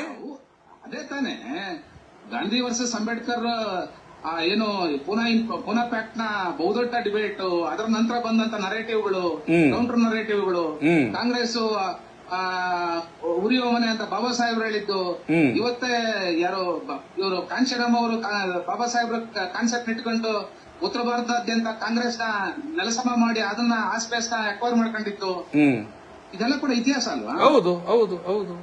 ಅಂದ್ರೆ ನಾನು ಏನ್ ಹೇಳಿ ಕೊಟ್ಟಿದ್ದೀನಿ ಅಂದ್ರೆ, ಮಲ್ಲಿಕಾರ್ಜುನ ಖರ್ಗೆ ಸಾಹೇಬ್ರಂತ ಸೀನಿಯರ್ಗಳು ಈ ಆರೋಪ ಹೊತ್ಕೊಂಡು ಕಾಲ ಕಳಿಬೇಕಾದ ದುಸ್ಥಿತಿ ಯಾಕೆ ಬಂತವ್ರಿಗೆ ಅಂತ. ಮತ್ತೆ ಮಂದಕೃಷ್ಣ ಮಾದಿಗ ಅವರು ಮೊನ್ನೆ 12ನೇ ತಾರೀಕು ಹೇಳಿದ್ರು ಅನ್ನೋದಷ್ಟೇ ಇವರು ಪ್ರಚಾರ ಮಾಡ್ತಿದ್ದಾರೆ ಹೊರತು ಇದು ಓಪನ್ ಸೀಕ್ರೆಟ್ ಇದು. ಹೌದು, ಅಲ್ಲ, ಓಪನ್ ಸ್ಟೇಟ್ಮೆಂಟ್ ಕೊಡೋದು. ಈಗ ನೀವು ಪತ್ರಕರ್ತರು ಕೂಡ ನಿಮ್ಮ ಪತ್ರಿಕೆಗಳಲ್ಲೇ ಬರ್ದಿದ್ದೀರಿ ಅಲ್ವಾ, ಪರಮೇಶ್ವರ್ ಕೊಟ್ಟಂತ ಸ್ಟೇಟ್ಮೆಂಟ್ ಏನು, ಖರ್ಗೆ ಅವ್ರು ಕೊಟ್ಟಂತ ಸ್ಟೇಟ್ಮೆಂಟ್ ಏನು ಅಂತ. ಟಿವಿ 9 ಅಲ್ಲಿ ಪ್ರಸಾರ ಆಗಿದೆ ಖರ್ಗೆ ಅವ್ರು ಕೊಟ್ಟಂತ ಸ್ಟೇಟ್ಮೆಂಟ್. ಆಮೇಲೆ ಸದಾಶಿವ ಆಯೋಗದ ವರದಿ ಅವೈಜ್ಞಾನಿಕವಾಗಿದೆ, ನಾವು ಅದನ್ನು ಜಾರಿ ಮಾಡೋದು ಬಿಡೋದಿಲ್ಲ ಅಂತ ಪರಮೇಶ್ವರ್ ಅವರು ಹೇಳಿದ್ದು ದಾಖಲೆಗಳಲ್ಲಿದೆ ಎಲ್ಲ. ಸರ್ ಒಂದೇ ನಿಮಿಷ, ಇವರು ಒಂದ್ ನಿಮಿಷ ಸರ್, ಒಂದೇ ನಿಮಿಷ ಸರ್, ಒಂದ್ ನಿಮಿಷ. ಕೂಡ ನಮಗೆ ಈ ಡೌಟ್ಗಳಿತ್ತು, ಇವರೆಲ್ಲ ಅಡ್ಡಿ ಇದ್ದಾರೆ, ಇಂತಿದ್ದಾರೆ ಅಡ್ಡಿ ಇದ್ದಾರೆ ಒಳ ಮೀಸಲಾತಿಗೆ. 2004 ಜಡ್ಜ್ಮೆಂಟ್ ಗಳ ಹಿಂದೆ ಕೂಡ ಬೇರೆ ಕಾಣದ ಕೈಗಳಿದ್ವು. ಆ ಮಾಲಾ ಸಮುದಾಯ ನೆತ್ಕಟ್ಟಿದ್ದು ಕೂಡ ಈ ತರದೆಲ್ಲ ರೂಮರ್ಗಳನ್ನ ಕೇಳ್ಕೊಂಡೇ ಬಂದ್ವಿ ನಾವೆಲ್ಲ, ಚಿಕ್ಕ ವಯಸ್ಸಿಂದ ಕೇಳ್ಕೊಂಡೇ ಬಂದ್ವಿ. ನೋಡಿ ಸರ್, ಈಗ ಸದಾಶಿವ ಆಯೋಗದ ವರದಿಯನ್ನ ಒಂದ್ ನಿಮಿಷ ಸ್ಟೇಟ್ಮೆಂಟ್ ಗಳು ಬರ್ದಲೆ ಒಂದ್ ನಿಮಿಷ ಸರ್, ನಂಬಕ್ ತಯಾರಿರಲಿಲ್ಲ. ಸದಾಶಿವ ಆಯೋಗದ ವರದಿಯನ್ನ ಒಪ್ಪೋದಿಲ್ಲ, ಅವೈಜ್ಞಾನಿಕ. ಕೇಳಿಸ್ತಾ ಇದೆಯಾ ಸರ್? ಸರ್ ಕೇಳಿಸ್ತಾ ಇದೆಯಾ? ಸಾಹೇಬರು ಕೊರಟಗೆರೆನಲ್ಲಿ ಚುನಾವಣೆ ನಿಂತಾಗ ಅವ್ರ ವಿರುದ್ಧ ಬಹುದೊಡ್ಡ ಪ್ರತಿರೋಧನ ತುಮಕೂರಿನ ಭಾಗದ ಬುದ್ಧಿಜೀವಿ ಮಾದಿಗ ಸಮುದಾಯದವರು, ಕೊರಟಗೆರೆಯಲ್ಲಿರ್ತಕ್ಕಂಥ ಒಂದಷ್ಟು ರಾಜಕೀಯ ಮುಖಂಡರುಗಳೆಲ್ಲ ಬಹುದೊಡ್ಡ ಪ್ರತಿರೋಧ ನೋಡ್ತಾರೆ. ಇವರು ಸದಾಶಿವ ಕಮಿಷನ್ ನ ಜಾರಿ ಮಾಡೋದಕ್ಕೆ ಅಥವಾ ಶಿಫಾರಸ್ ಮಾಡೋದಕ್ಕೆ ಸಿದ್ದರಾಮಯ್ಯರಿಗೆ ಬಿಡ್ಲಿಲ್ಲ, ಕ್ಯಾಬಿನೆಟ್ ಅಲ್ಲಿ ವಿರೋಧಿಸಿದ್ರು. ಹೌದು, ಸಿದ್ದರಾಮಯ್ಯರು ಜಾರಿ ಮಾಡ್ಬಿಡೋರು, ಪರಮೇಶ್ವರ್ ಅವರು ಇವರೆಲ್ಲ ಸೇರ್ಕೊಂಡು ವಿರೋಧಿಸಿ ಸದಾಶಿವ ಕಮಿಷನ್ ಶಿಫಾರಸ್ ಮಾಡೋದಕ್ಕೆ ಅಡ್ಡಿಯಾಗಿ ನಿಂತರು ಅನ್ನೋ ಒಂದು ಇದ್ರ ಮೇಲೆ ಕಾನ್ಸೆಪ್ಟ್ ಮೇಲೆ ಪರಮೇಶ್ವರ್ ಅವರ ವಿರುದ್ಧ 2018ರಲ್ಲಿ ಮತ್ತೆ ಸೋಲಿಸಬೇಕು. ಇವ್ರನ್ನ 13ರಲ್ಲಿ ಸೋತ್ಬಿಟ್ಟಿರ್ತಾರೆ ಇವರು. ಹೌದು. ಸೋಲಿಗೆ ಕಾರಣ ಬೇರೆ ಬೇರೆ ಕಾರಣಗಳು, ಅದು ಗೊತ್ತಲ್ಲ, ದೊಡ್ಡ ಚರ್ಚೆ ಆಗಿದೆ. ಇವರು ಮುಖ್ಯಮಂತ್ರಿ ಆಗ್ಬಿಡ್ತಾರೆ ಅನ್ನೋ ಕಾರಣಕ್ಕೆ ಬೇರೆಯವರು ಸೋಲಿಸ್ತಾರೆ, ಸೋಲಿಸಿಲ್ಲ. ಸರ್ ಮುಚ್ಚುಮರೆ ಏನ್ ಸರ್, ಮುಖ್ಯಮಂತ್ರಿ ಸ್ಥಾನದ ಪೈಪೋಟಿ ಸೋತ್ರು. ಮಾದಿಗ ಸಮುದಾಯದ ಬುದ್ಧಿಜೀವಿಗಳು, ನಮ್ಮ ಏನು ಕೆ.ಬಿ. ಸಿದ್ದಯ್ಯನವರಾಗಿರ್ಬೋದು, ಬೇರೆ ಬೇರೆ ಕಾನ್ಸ್ಟಿಟ್ಯೂನ್ಸಿ ನುಗ್ತಾರೆ. ಆ ಟೈಮಲ್ಲಿ ನನಗೊಂದು ಕರೆ ಬರ್ತದೆ. ನಾನು ಚಿತ್ರದುರ್ಗ ಜಿಲ್ಲೆನಲ್ಲಿ ಕನ್ನಡಪ್ರಭದಲ್ಲಿ ಕೆಲಸ ಮಾಡ್ತಾ ಇರ್ತೀನಿ. ಆಗ ನನಗೊಂದು ಕರೆ ಬರ್ತದೆ, ನೀವು ತುಂಬಾ ಅಸರ್ಟಿವ್ ಆಗಿ ಮಾತಾಡ್ತಿದ್ದೀರಿ ಸದಾಶಿವ ಕಮಿಷನ್ ಬಗ್ಗೆ ಮತ್ತೆ ಒಳ ಮೀಸಲಾತಿ ಬಗ್ಗೆ. ಇಲ್ಲಿ ನಮ್ಮಲ್ಲಿ ಕೊರಟಗೆರೆ ಕ್ಷೇತ್ರದ ಪರಮೇಶ್ವರ್ ಅವರೇ ಅದಕ್ಕೆ ಬಹುದೊಡ್ಡ ಅಡ್ಡಿಯಾಗಿ ಕೂತಿದ್ದಾರೆ. ಹೌದು, ನಾವು ಆದಿಜಂಬ ಮಠದ ಸ್ವಾಮೀಜಿಗಳನ್ನ ಸಂಪರ್ಕಿಸಿದೀವಿ, ಇಬ್ಬರು ಸ್ವಾಮೀಜಿಗಳನ್ನ, ಈಗಿರತಕ್ಕಂಥ ಷಡಾಕ್ಷರ ಮುನಿಗಳನ್ನು ಮತ್ತೆ ದಿವಂಗತರಾದ ಮಾರ್ಕಂಡ ಮುನಿಗಳನ್ನ. ಹೌದು, ಅವ್ರು ಬರ್ತಾ ಇದಾರೆ ನಾಳೆ. ಅವ್ರನ್ನ ಪ್ರತಿ ಹೋಬಳಿನಲ್ಲಿ ಪಾದಪೂಜೆ ಮಾಡಿ ನಾವು ಒಂದು ಕ್ಯಾಂಪೇನ್ ಶುರು ಮಾಡ್ತೀವಿ. ಅಲ್ಲಿ ಮಾತಾಡ್ಲಿಕ್ಕೆ ನೀವು ತುಂಬಾ ಚೆನ್ನಾಗಿ ಮಾತಾಡ್ತೀರಿ, ಆ ವಿಷಯಗಳನ್ನ ಸಮುದಾಯಕ್ಕೆ ಮನನ ಮಾಡ್ತೀರಿ, ಬನ್ನಿ ನೀವು ಅಂತ ನನಗೆ ಆಹ್ವಾನ ಕೊಡ್ತಾರೆ. ನನಗೆ ಗಾಬರಿಯಾಗಿ ಹೋಗ್ತದೆ. ಯಾರು ಕೊರಟಗೆರೆ ಮೂಲದ ಬುದ್ಧಿಜೀವಿಗಳೇ ನನಗೆ ಕರೆ ಕೊಡ್ತಾರೆ, ನನಗೆ ಗಾಬರಿಯಾಗಿ ಹೋಗುತ್ತೆ. ಅರೆ ಇದು ಇಂಟರ್ನಲ್ ಆಗಿ ಈಗ ಕ್ಯಾಬಿನೆಟ್ ಒಳಗಡೆ ನಡೆದಿರೋದೇನು ಅಂತ ನಮಗೆ ಕ್ಲಾರಿಟಿ ಇಲ್ಲ. ಅಲ್ಲಿ ಏನ್ ಗಲಾಟೆ ಆಯ್ತು, ಯಾರು ವಿರೋಧಿಸಿದ್ರು, ಯಾರು ಪರ ನಿಂತರು ಅನ್ನೋದು ಕ್ಲಾರಿಟಿ ಇಲ್ಲ. ಯಾಕಂದ್ರೆ ಯಾರು ಹೊರಗೆ ಬಂದು ಹೇಳಿಲ್ಲ. ಈಗ ಪರಮೇಶ್ವರ್ ಅವ್ರನ್ನ ಸೋಲಿಸಿ ಸುಧಾಕರ್ ಲಾಲ್ ಅವ್ರನ್ನ ಗೆಲ್ಸಿದ್ರೆ ಸುಧಾಕರ್ ಲಾಲ್ ಅವರು ಕಮ್ಯುನಿಸ್ಟ್ ಪರ ಇದಾರ? ಇಲ್ವಲ್ಲ. ಇಲ್ಲ. ಆ ಸಮುದಾಯ ಇನ್ನೂ ದೊಡ್ಡದಾಗಿ ವಿರೋಧಿಸ್ತಾ ಇದೆ. ಇನ್ನು ಬಲಗೈ ಸಮುದಾಯ ಇನ್ನು ಈಗ ವಿರೋಧಿಸೋ ಮಟ್ಟಕ್ಕೆ ವಿರೋಧಿಸ್ತಾ ಇರಲಿಲ್ಲ. ನಮಗೆ ಗಾಬರಿಯಾಗಿ ಸುಧಾಕರ್ ಲಾಲ್ ಅವ್ರನ್ನ ಗೆಲ್ಸಿ ಪರಮೇಶ್ವರ್ ಅವ್ರನ್ನ ಸೋಲಿಸಿದ್ರೆ ಇದು ನಮಗೆ ನಾವು ಮಾಡ್ಕೊಳ್ಳೋ ಅನ್ಯಾಯ ಅಲ್ವಾ ಅಂತ ಅನಿಸ್ತು. ಅಲ್ಲ, ಆ ತಪ್ಪು, ಅದು ತಪ್ಪು. ಇಮಿಡಿಯೇಟ್ ಆಗಿ ಸ್ವಾಮೀಜಿಗಳಿಗೆ ನಾನು ಕರೆ ಮಾಡಿದೆ. ಇಬ್ಬರು ಸ್ವಾಮೀಜಿಗಳಿಗೂ ಇಬ್ರು ತಯಾರಾಗಿ ಕೂತಿದ್ರು. ಕೊರಟಗೆರೆ ಕ್ಷೇತ್ರಕ್ಕೆ ಹೋಗಿ ಪರಮೇಶ್ವರ್ ಸಾಹೇಬ್ರ ವಿರುದ್ಧ ಕ್ಯಾಂಪೇನ್ ಮಾಡೋದಕ್ಕೆ. ನಾನು ಅವಾಗ ದೊಡ್ಡವ್ರಿಗೆ ಹೇಳಕ್ಕಾಗಲ್ಲ ಅಂತೇಳಿ ಚಿಕ್ಕರಿಗೆ ಇದೇ ಷಡಕ್ಷರಮುನಿ ಸ್ವಾಮೀಜಿ ಅವರಿಗೆ ಮಾತಾಡಿದೆ. ಏನ್ ನೀವು ಇದು ಏನ್ ಕಥೆ ಇದು, ಯಾಕೆ ಹಿಂಗೆ ನೀವು ಎರಡು ಅನ್ಟಚಬಲ್ ಅಣೆಪಟ್ಟಿ ಕಟ್ಕೊಂಡ್ರ ಸಮುದಾಯಗಳು, ಅವ್ರನ್ನ ಸೋಲಿಸೋದು ಒಂದೇ ನಾವು ಸೋಲೋದು ಒಂದೇ ಅಲ್ವಾ ಅಂತ ಕೇಳ್ಕೊಂಡಾಗ ಅವರು ಸ್ವಲ್ಪ ಹೊತ್ತು ತಮ್ಮ ಸಿಟ್ಟುಗಳನ್ನೆಲ್ಲ ಕಾರ್ಕೊಂಡ ಮೇಲೆ ಅವ್ರು ಸಮಾಧಾನ ಆಗಿ, ಹೌದು ಸಂತೋಷ್ ಅವರೇ, ಹಿಂದೆ ಕೂಡ ಸ್ವಲ್ಪ ಸಣ್ಣ ಪುಟ್ಟ ಸಹಕಾರಗಳು ಕೊಟ್ಟಿದ್ದಾರೆ ಮಠಕ್ಕೆ, ನಮ್ ದೊಡ್ಡವರಿದ್ದಾಗಲೂ ಸ್ವಲ್ಪ ಮಾಡಿದ್ದಾರೆ, ನಮಗೂ ಋಣ ಇದೆ, ನಮಗೂ ಹೆಂಗ್ ವಿರೋಧಿಸೋದು ಅಂತ ಗೊತ್ತಾಗ್ತಾ ಇಲ್ಲ, ಹಂಗೆ ಹಿಂಗೆ ಅಂದಾಗ ಒಂದ್ ಕೆಲಸ ಮಾಡೋಣ, ಅಲ್ಲೂ ಹೋಗಿ ವಿರೋಧಿಸೋ ಅಂತ ಕತೆ ಬೇಡ, ಇಲ್ಲಿಗೆ ಕರ್ಸ್ಬಿಡೋಣ ಮಠಕ್ಕೆ, ಕರೆಸಿ ಕ್ಲಾರಿಫೈ ಮಾಡ್ಕೊಳ್ಳೋಣ. ಸರ್ ನೀವು ನಿಜಕ್ಕೂ ಏನಾದ್ರು ಕ್ಯಾಬಿನೆಟ್ ಅಲ್ಲಿ ವಿರೋಧಿಸಿದ್ರ ನೀವು? ಏನಿದು ಸಮುದಾಯಕ್ಕೆ ತಪ್ಪು ಸಂದೇಶ ಹೋಗಿದೆಯಲ್ಲ, ಏನಾನ ನಿಮ್ ಕೇಸ್ ಆ ತರದ್ ಆಗಿಲ್ಲ ಅಂದ್ರೆ ಬೇಕಿದ್ರೆ ನಾವು ಅದಕ್ಕೆ ಅದು ನಿಮ್ ಪರವಾಗಿಲ್ಲ ಅಂತದಕ್ಕೆ ಒಂದು ಅವಕಾಶ ಮಾಡ್ಕೊಡಿ ಅಂತ ಕೇಳ್ಕೊಳ್ಳೋಣ ಅಂತ ಕರ್ಸೋಣ ಅಂತ ಹೇಳಿ ಒಂದು ನನ್ನ ಸ್ನೇಹಿತರಿಗೆ ಹೇಳಿದೆ. ಅವ್ರ ಆಪ್ತರಿಗೆ, ಯಾರು ಪರಮೇಶ್ವರ್ ಸಾಹೇಬ್ರು ಕೆಲಸ ಮಾಡ್ತಿದ್ದಂತ ಆಪ್ತರಿಗೆ ಫೋನ್ ಹಾಯಿಸಿದೆ. ಅವ್ರು 2 ದಿನ ಬಿಟ್ಟು ಕರ್ಕೊಂಡ್ ಬರ್ತೀವಿ ಅಂದರು. ನೆಕ್ಸ್ಟ್ ಡೇನೆ ಕರ್ಕೊಂಡ್ ಬಂದ್ರು. ನಾನು 6ನೇ ತಾರೀಕು ಫೋನ್ ಮಾಡಿದೆ, ಮೇ 6, 2018 ಫೋನ್ ಮಾಡಿದೆ. ಅವರು ಮೇ 7ನೇ ತಾರೀಕು ರಾತ್ರಿ 9:00 ಕರ್ಕೊಂಡ್ ಬಂದ್ರು ಕೋಡಿಹಳ್ಳಿ ಮಠಕ್ಕೆ, ಕೋಡಿಹಳ್ಳಿ ಗುರುವನ್ ಮಠಕ್ಕೆ. ಷಡಕ್ಷರ ಮುನಿಗಳಿದ್ರು, ದಿವಂಗತ ಮರಕಣ್ಣ ಮುನಿಗಳಿದ್ರು, ಸ್ಥಳೀಯ ಟ್ರಸ್ಟಿಗಳಿದ್ರು, ಊರ್ನವರಿದ್ರು, ಅಲ್ಲಿರ್ತಕ್ಕಂಥ ಬಲಗೈ ಸಮುದಾಯದನ್ನು ಕರೆಸಿದ್ವಿ. ಅವರೆಲ್ಲರೆದುರಿಗೆ ಜನರಲ್ ಆಗಿ ಅನ್ಅಫಿಷಿಯಲ್ ಆಗಿ ಮಾತುಗಳಾಯ್ತು. ಆಮೇಲೆ ಸರ್ ನಾನು ಕನ್ನಡಪ್ರಭಕ್ಕೆ ಒಂದು ಇಂಟರ್ವ್ಯೂ ಕೊಡಿ ಅಂತಂದೆ. ಇಂಟರ್ವ್ಯೂ ಎಲ್ಲ ಬೇಡ, ಈ ಟೈಮ್ ಅಲ್ಲಿ ತುಂಬಾ ಇಶ್ಯೂ ಆಗ್ತದೆ ಅಂದ್ರು. ಮತ್ತೆ ಒಂಚೂರು ಏನಾದ್ರು ಒಂಚೂರು ವಿಷಯ ಹೇಳ್ಬೇಕಲ್ಲ, ಒಂದಿಷ್ಟು ಕನ್ವೆ ಮಾಡ್ಬೇಕಲ್ಲ ಅಂತಂದೆ. ಮತ್ತೆ ಎಲ್ಲದಕ್ಕಿಂತ ಮುಖ್ಯವಾಗಿ ನಾನೇ ಕೇಳಿದೆ, ನಿಮಗೆ ರಿಪೋರ್ಟ್ ನೀವು ಇವತ್ತು ಕನ್ನಡಪ್ರಭ ಈ ಪೇಪರ್ ಅಲ್ಲಿ ಹೋದ್ರೆ ಮೇ 8ರ ಎಡಿಷನ್ ನಲ್ಲಿ, ಚಿತ್ರದುರ್ಗ ಎಡಿಷನ್ ನಲ್ಲಿ ಪರಮೇಶ್ವರ್ ಅವರ ಸ್ಟೇಟ್ಮೆಂಟ್ ಏನಿದೆ, ನನ್ನನ್ನು ಸೋಲಿಸಿದ್ರೆ ಮಾದಿಗರಿಗೆ ಏನ್ ಲಾಭ ಅನ್ನೋ ತರದೊಂದು ಸ್ಟೇಟ್ಮೆಂಟ್ ಹಾಕಿ ನಾನು ಸುದ್ದಿ ಮಾಡಿದ್ದೀನಿ ಅದನ್ನ. ಹೌದು, ಇದೇ ಹೇಳಿಕೆ ಮೇಲೆ ಬಂದಿದೆ. ಅವ್ರು ಹೇಳಿದ ಕಟ್ಟು ಸತ್ಯ ಏನು ಅಂದ್ರೆ, ಸಿದ್ದರಾಮಯ್ಯನವರು ತನ್ನ 2018ರ ಕೊನೆಯ ಕ್ಯಾಬಿನೆಟ್ ನಲ್ಲಿ ಸದಾಶಿವ ಕಮಿಷನ್ ರಿಪೋರ್ಟ್ ನ ಆಯ್ತು ಏನೋ ಮಾಡಿ ಮಂಡನೆ ಮಾಡ್ಬಿಡೋಣ, ಶಿಫಾರಸ್ತಾನೆ ಮಾಡೋದು ಮಾಡ್ಬಿಡೋಣ, ಆದ್ರೆ ನಾಳೆ ದಿನ ನಾವೀಗ ಚುನಾವಣೆ ಅಂದ್ರೆ ಮತ್ತೆ ನಮ್ ಸರ್ಕಾರ ಬರೋ ತರ ಇದೆ, ಅಂದ್ರೆ 2018ಕ್ಕೂ ನಾವು ಕಂಬ್ಯಾಕ್ ಮಾಡೋ ತರ ಇದೆ. ಈ ಗೊಂದಲದಲ್ಲಿ ಏನಾದ್ರು ಅಕಸ್ಮಾತ್ ಪಕ್ಷ ಸೋತ್ಬಿಡ್ತು, ಅಧಿಕಾರಕ್ಕೆ ಬರಲಿಲ್ಲ ಅಂದ್ರೆ ನನ್ ತಲೆ ಕಟ್ಬೇಡಿ. ನೀವೇನಿದ್ರಿ, ವಿಶೇಷವಾಗಿ ಬಲಗೈ ಮತ್ತೆ ಎಡಗೈ ಸಮುದಾಯದ ಸಚಿವರೇನಿದ್ರಿ, ಖರ್ಗೆ ಅವ್ರನ್ನ ಕೂರಿಸ್ಕೊಂಡು ಮಾತಾಡಿ ಒಂದ್ ತೀರ್ಮಾನಕ್ಕೆ ಬನ್ನಿ. ಇಲ್ಲ ನನ್ನ ಸಮ್ಮುಖದಲ್ಲಾದ್ರೂ ಕೂತಿ ಒಂದ್ ನಿಲುವು ಹೇಳ್ಬಿಟ್ರಿ ನೀವು. ನಾನೇ ಒಂದ್ ಸಭೆ ಮಾಡ್ತೀನಿ, ಬಂದು ಅನ್ಅಫಿಷಿಯಲ್ ಸಭೆನಲ್ಲಿ ಒಂದ್ ನಿಲುವು ಹೇಳ್ಬಿಟ್ರಿ, ನಾನು ಬೇಕಾದ್ರೆ ಶಿಫಾರಸ್ ಮಾಡ್ತೀನಿ ಅಂತ ಹೇಳ್ತಾರಂತೆ ಪರಮೇಶ್ವರ್ ಸಾಹೇಬ್ರು ಹೇಳಿದ್ದು. ಆಯ್ತು, ನಾವು ಸಭೆ ಮಾಡ್ಕೊಂತೀವಿ, ಎಲ್ಲರೂ ಸೇರಿ ಸಭೆ ಮಾಡ್ಕೊಂತ ತೀರ್ಮಾನ ಹೇಳ್ತೀವಿ ನಿಮಗೆ ಅಂತ ಹೇಳಿದ್ರಂತೆ ಪರಮೇಶ್ವರ್ ಸಾಹೇಬ್ರು. ಹೇಳಿ ಖರ್ಗೆ ಅವ್ರಿಗೂ ಕೂಡ ವಿಷಯ ಮುಟ್ಟಿಸಿ ಸಭೆಗೆ ಬನ್ನಿ ಅಂತ ಆಹ್ವಾನ ಮಾಡಿ, ಅವ್ರು ಬೆಳಿಗ್ಗೆ ಹೂ ಅಂದರು, ಸಂಜೆ ತಪ್ಪಿಸ್ಕೊಂಡಿದ್ದಾರೆ.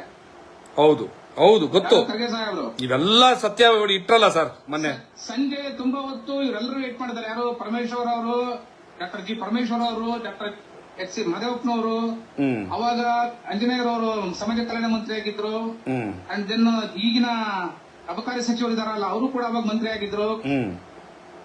ಸೊ ಇವರೆಲ್ಲರೂ ಕೂಡ ವೇಟ್ ಮಾಡಿ, ಮುನಿಯಪ್ಪನವರು ವೇಟ್ ಮಾಡಿ, ಖರ್ಗೆ ಅವ್ರು ಯಾವಾಗ ಬರ್ಲಿಲ್ಲೋ ಗೈರಾದ್ರ ಸಭೆಗೆ, ಮುನಿಯಪ್ಪನವ್ರು ನೀವು ಜವಾಬ್ದಾರಿ ತಗೊಳ್ಳಿ ಅಂತ ಇವರೆಲ್ಲ ಕೇಳ್ಕೊಂಡಾಗ, ಇಲ್ಲಪ್ಪ ನಾನು ಖರ್ಗೆ ಅವ್ರಿಗಿಂತ ದೊಡ್ಡವನಲ್ಲ, ನಾನ್ ತಗೊಂಡ್ರೆ ತಪ್ಪಾಗ್ತದೆ, ಇದನ್ನ ಜವಾಬ್ದಾರಿನ ಅವರೇ ತಗೊಳ್ಬೇಕಾಗ್ತದೆ ಇದನ್ನ, ಯಾಕಂದ್ರೆ ಸೀನಿಯರ್ ಇದಾರೆ, ಹೈಕಮಾಂಡ್ ಗೆ ತುಂಬಾ ಹತ್ರ ಇದಾರೆ, ಅವ್ರನ್ನ ಇನ್ನೊಮ್ಮೆ ರಿಕ್ವೆಸ್ಟ್ ಮಾಡೋಣ ಅಂದಾಗ ಅವ್ರು ಬರದೇ ಇಲ್ಲ. ಬರದೇ ಇದ್ದಾಗ ಸಭೆ ಬರ್ಖಾಸ್ತಿ ಆಗ್ತದೆ, ಯಾರು ಜವಾಬ್ದಾರಿ ತಗೊಳ್ತಾರೆ ಎಲ್ಲರೂ ಅವ್ರ ಪಡೆಗೆ ಹೋಗ್ತಾರೆ. ಇದನ್ನ ಕುತ್ತು ಪರಮೇಶ್ವರ್ ಸಾಹೇಬ್ರು ಕೋಡಿಹಳ್ಳಿ ಬೃಹನ್ ಮಠದಲ್ಲಿ 2 ಸ್ವಾಮೀಜಿಗಳ ಸಮ್ಮುಖದಲ್ಲಿ ಹೇಳಿದ್ರು. ಒಬ್ಬ ಸ್ವಾಮೀಜಿ ಇನ್ನೂ ಬದುಕಿದ್ದಾರೆ, ಪಾದಯಾತ್ರೆ ಮಾಡ್ತಿದ್ದಾರೆ, ಕೇಳ್ಕೊಳ್ಳಿ ರೆಫರೆನ್ಸ್ಗೆ. ಮತ್ತೆ ಪತ್ರಿಕೆಯಲ್ಲಿ ನಾನು ಅದ ರಿಪೋರ್ಟ್ ಮಾಡಿದ್ದೀನಿ, ಅದನ್ನು ಕೂಡ ಓದ್ಕೊಳ್ಳಿ, ನಿಮಗೂ ಕಳಿಸ್ಕೊಡ್ತೀನಿ ಅದನ್ನ, ಆ ಕಾಪಿನ. ಅಂದ್ರೆ ಈ ಒಳ ಮೀಸಲಾತಿ ಜಾರಿಯಾಗೋದಕ್ಕೆ ಅಡ್ಡಿಯಾಗಿರೋದು ಖರ್ಗೆ ಸಾಹೇಬ್ರೆ ಅನ್ನೋದನ್ನ ಪರಮೇಶ್ವರ್ ಸಾಹೇಬ್ರೆ ಖುದ್ದು 2018ರಲ್ಲಿ, ಅಂದ್ರೆ 8 ವರ್ಷಗಳಿಂದ್ರೆ ಅಫಿಷಿಯಲ್ ಆಗಿ ಹೇಳಿದ್ದಾರೆ ಮಠದಲ್ಲಿ ಸ್ವಾಮೀಜಿಗಳ ಎದುರಿಗೆ, ನಾನು ಒಬ್ಬ ರಿಪೋರ್ಟರ್ ಎದುರಿಗೆ. ಈಗ ಯಾರು ಮಂದಕೃಷ್ಣ ಅವರು ಲಾಸ್ಟ್ ಇಯರ್ ಇಂದ ಹೇಳ್ತಾ ಇದಾರೆ ಅವ್ರ ರಾಷ್ಟ್ರೀಯ ನಾಯಕರು. ಯಾಕಂದ್ರೆ ಅವರು ಕೂಡ ರೋಸಿ ಯಾವಾಗ ಸುಪ್ರೀಂ ಕೋರ್ಟ್ ಜಡ್ಜ್ಮೆಂಟ್ ಬಂದ್ಮೇಲೂ ಈ ಹೈಕಮಾಂಡ್ ಜಡ್ಜ್ಮೆಂಟ್ ಬರ್ತಾ ಇಲ್ವಲ್ಲ ಅಂತ ಅನ್ನೋ ಒಂದು ಕಾರಣಕ್ಕೋಸ್ಕರ. ಯಾಕಂದ್ರೆ ರೇವಂತ್ ರೆಡ್ಡಿ ಅವರು ಸದನಕ್ಕೆ ಬಂದ್ಬಿಟ್ಟು ಸ್ಟೇಟ್ಮೆಂಟ್ ಮಾಡ್ಬಿಟ್ರು, ನಾನು ಜಾರಿ ಮಾಡ್ತೀನಿ ಅಂತ. ಹೌದು. ಇಲ್ಲಿ ಸಿದ್ದರಾಮಯ್ಯ ಅವರು ಟ್ವೀಟ್ ಮಾಡ್ಬಿಟ್ರು ಜಾರಿ ಮಾಡ್ತೀವಿ ಅಂತ.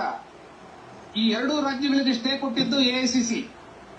ನಾವು ಎಲ್ಲ ಕರೆದು ಸೇರಿ ತೀರ್ಮಾನ ಮಾಡಿ ಜಾರಿ ಮಾಡ್ಬೇಕಾ ಬೇಡ ಅಂತ ಹೇಳೋವರೆಗೂ ನೀವ್ ಯಾರು ಏನು ಸ್ಟೇಟ್ಮೆಂಟ್ ಮಾಡಂಗಿಲ್ಲ, ಆ ಪ್ರಕ್ರಿಯೆಯನ್ನು ಮುಂದುವರ್ಸಂಗಿಲ್ಲ ಅಂತ ಹೇಳಿದ್ಯಾರು?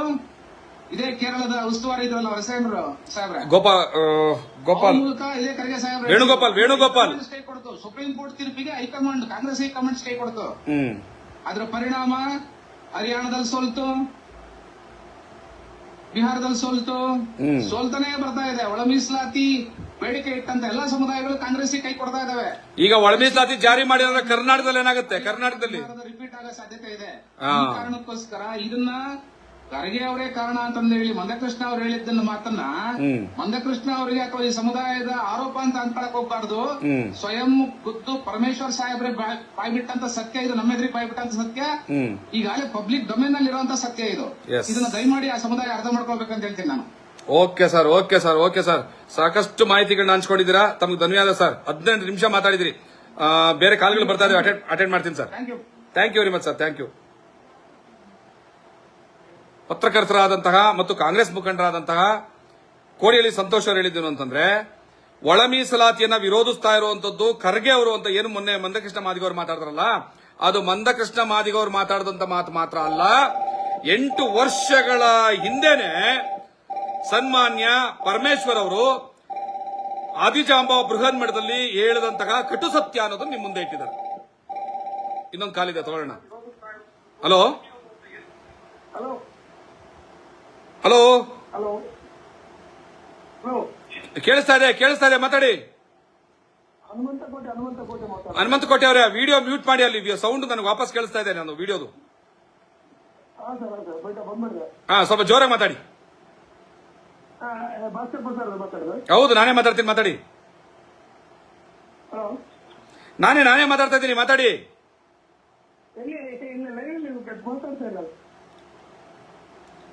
ನೀವು ಸಾರಿ, ಫೋನ್ ಕಟ್ ಆಗುತ್ತೆ. ಏನು ಅಂತಂದ್ರೆ, ನೀವಲ್ಲಿ ಲೈವ್ ನೋಡ್ಕೊಂಡು ಮಾತಾಡ್ತಾ ಇದ್ರೆ ಇಲ್ಲಿ ನಮ್ಮ ಮಾತುಗಳು ನಿಮಗೆ ಕೇಳಿಸಲ್ಲ. ಹಾಗಾಗಿ ನೀವು ಲೈವ್ ನ ಬಿಟ್ಟು ಮಾತಾಡಬೇಕು. ಹಲೋ ನಮಸ್ಕಾರ, ಮಾತಾಡಿ. ಅಲ್ಲಿ ಲೈವ್ ವಿಡಿಯೋ ನೋಡ್ಬೇಡಿ, ಈ ಕಡೆ ಮಾತಾಡಿ. ನಾನೇ ಮಾತಾಡ್ತಾ ಇದ್ದೀನಿ, ಲೈವ್ ಅಲ್ಲಿ ಇದ್ದೀನಿ, ನೀವು ಲೈವ್ ಅಲ್ಲೇ ಕಾಲ್ ಮಾಡಿದ್ರೆ ಮಾತಾಡಿ.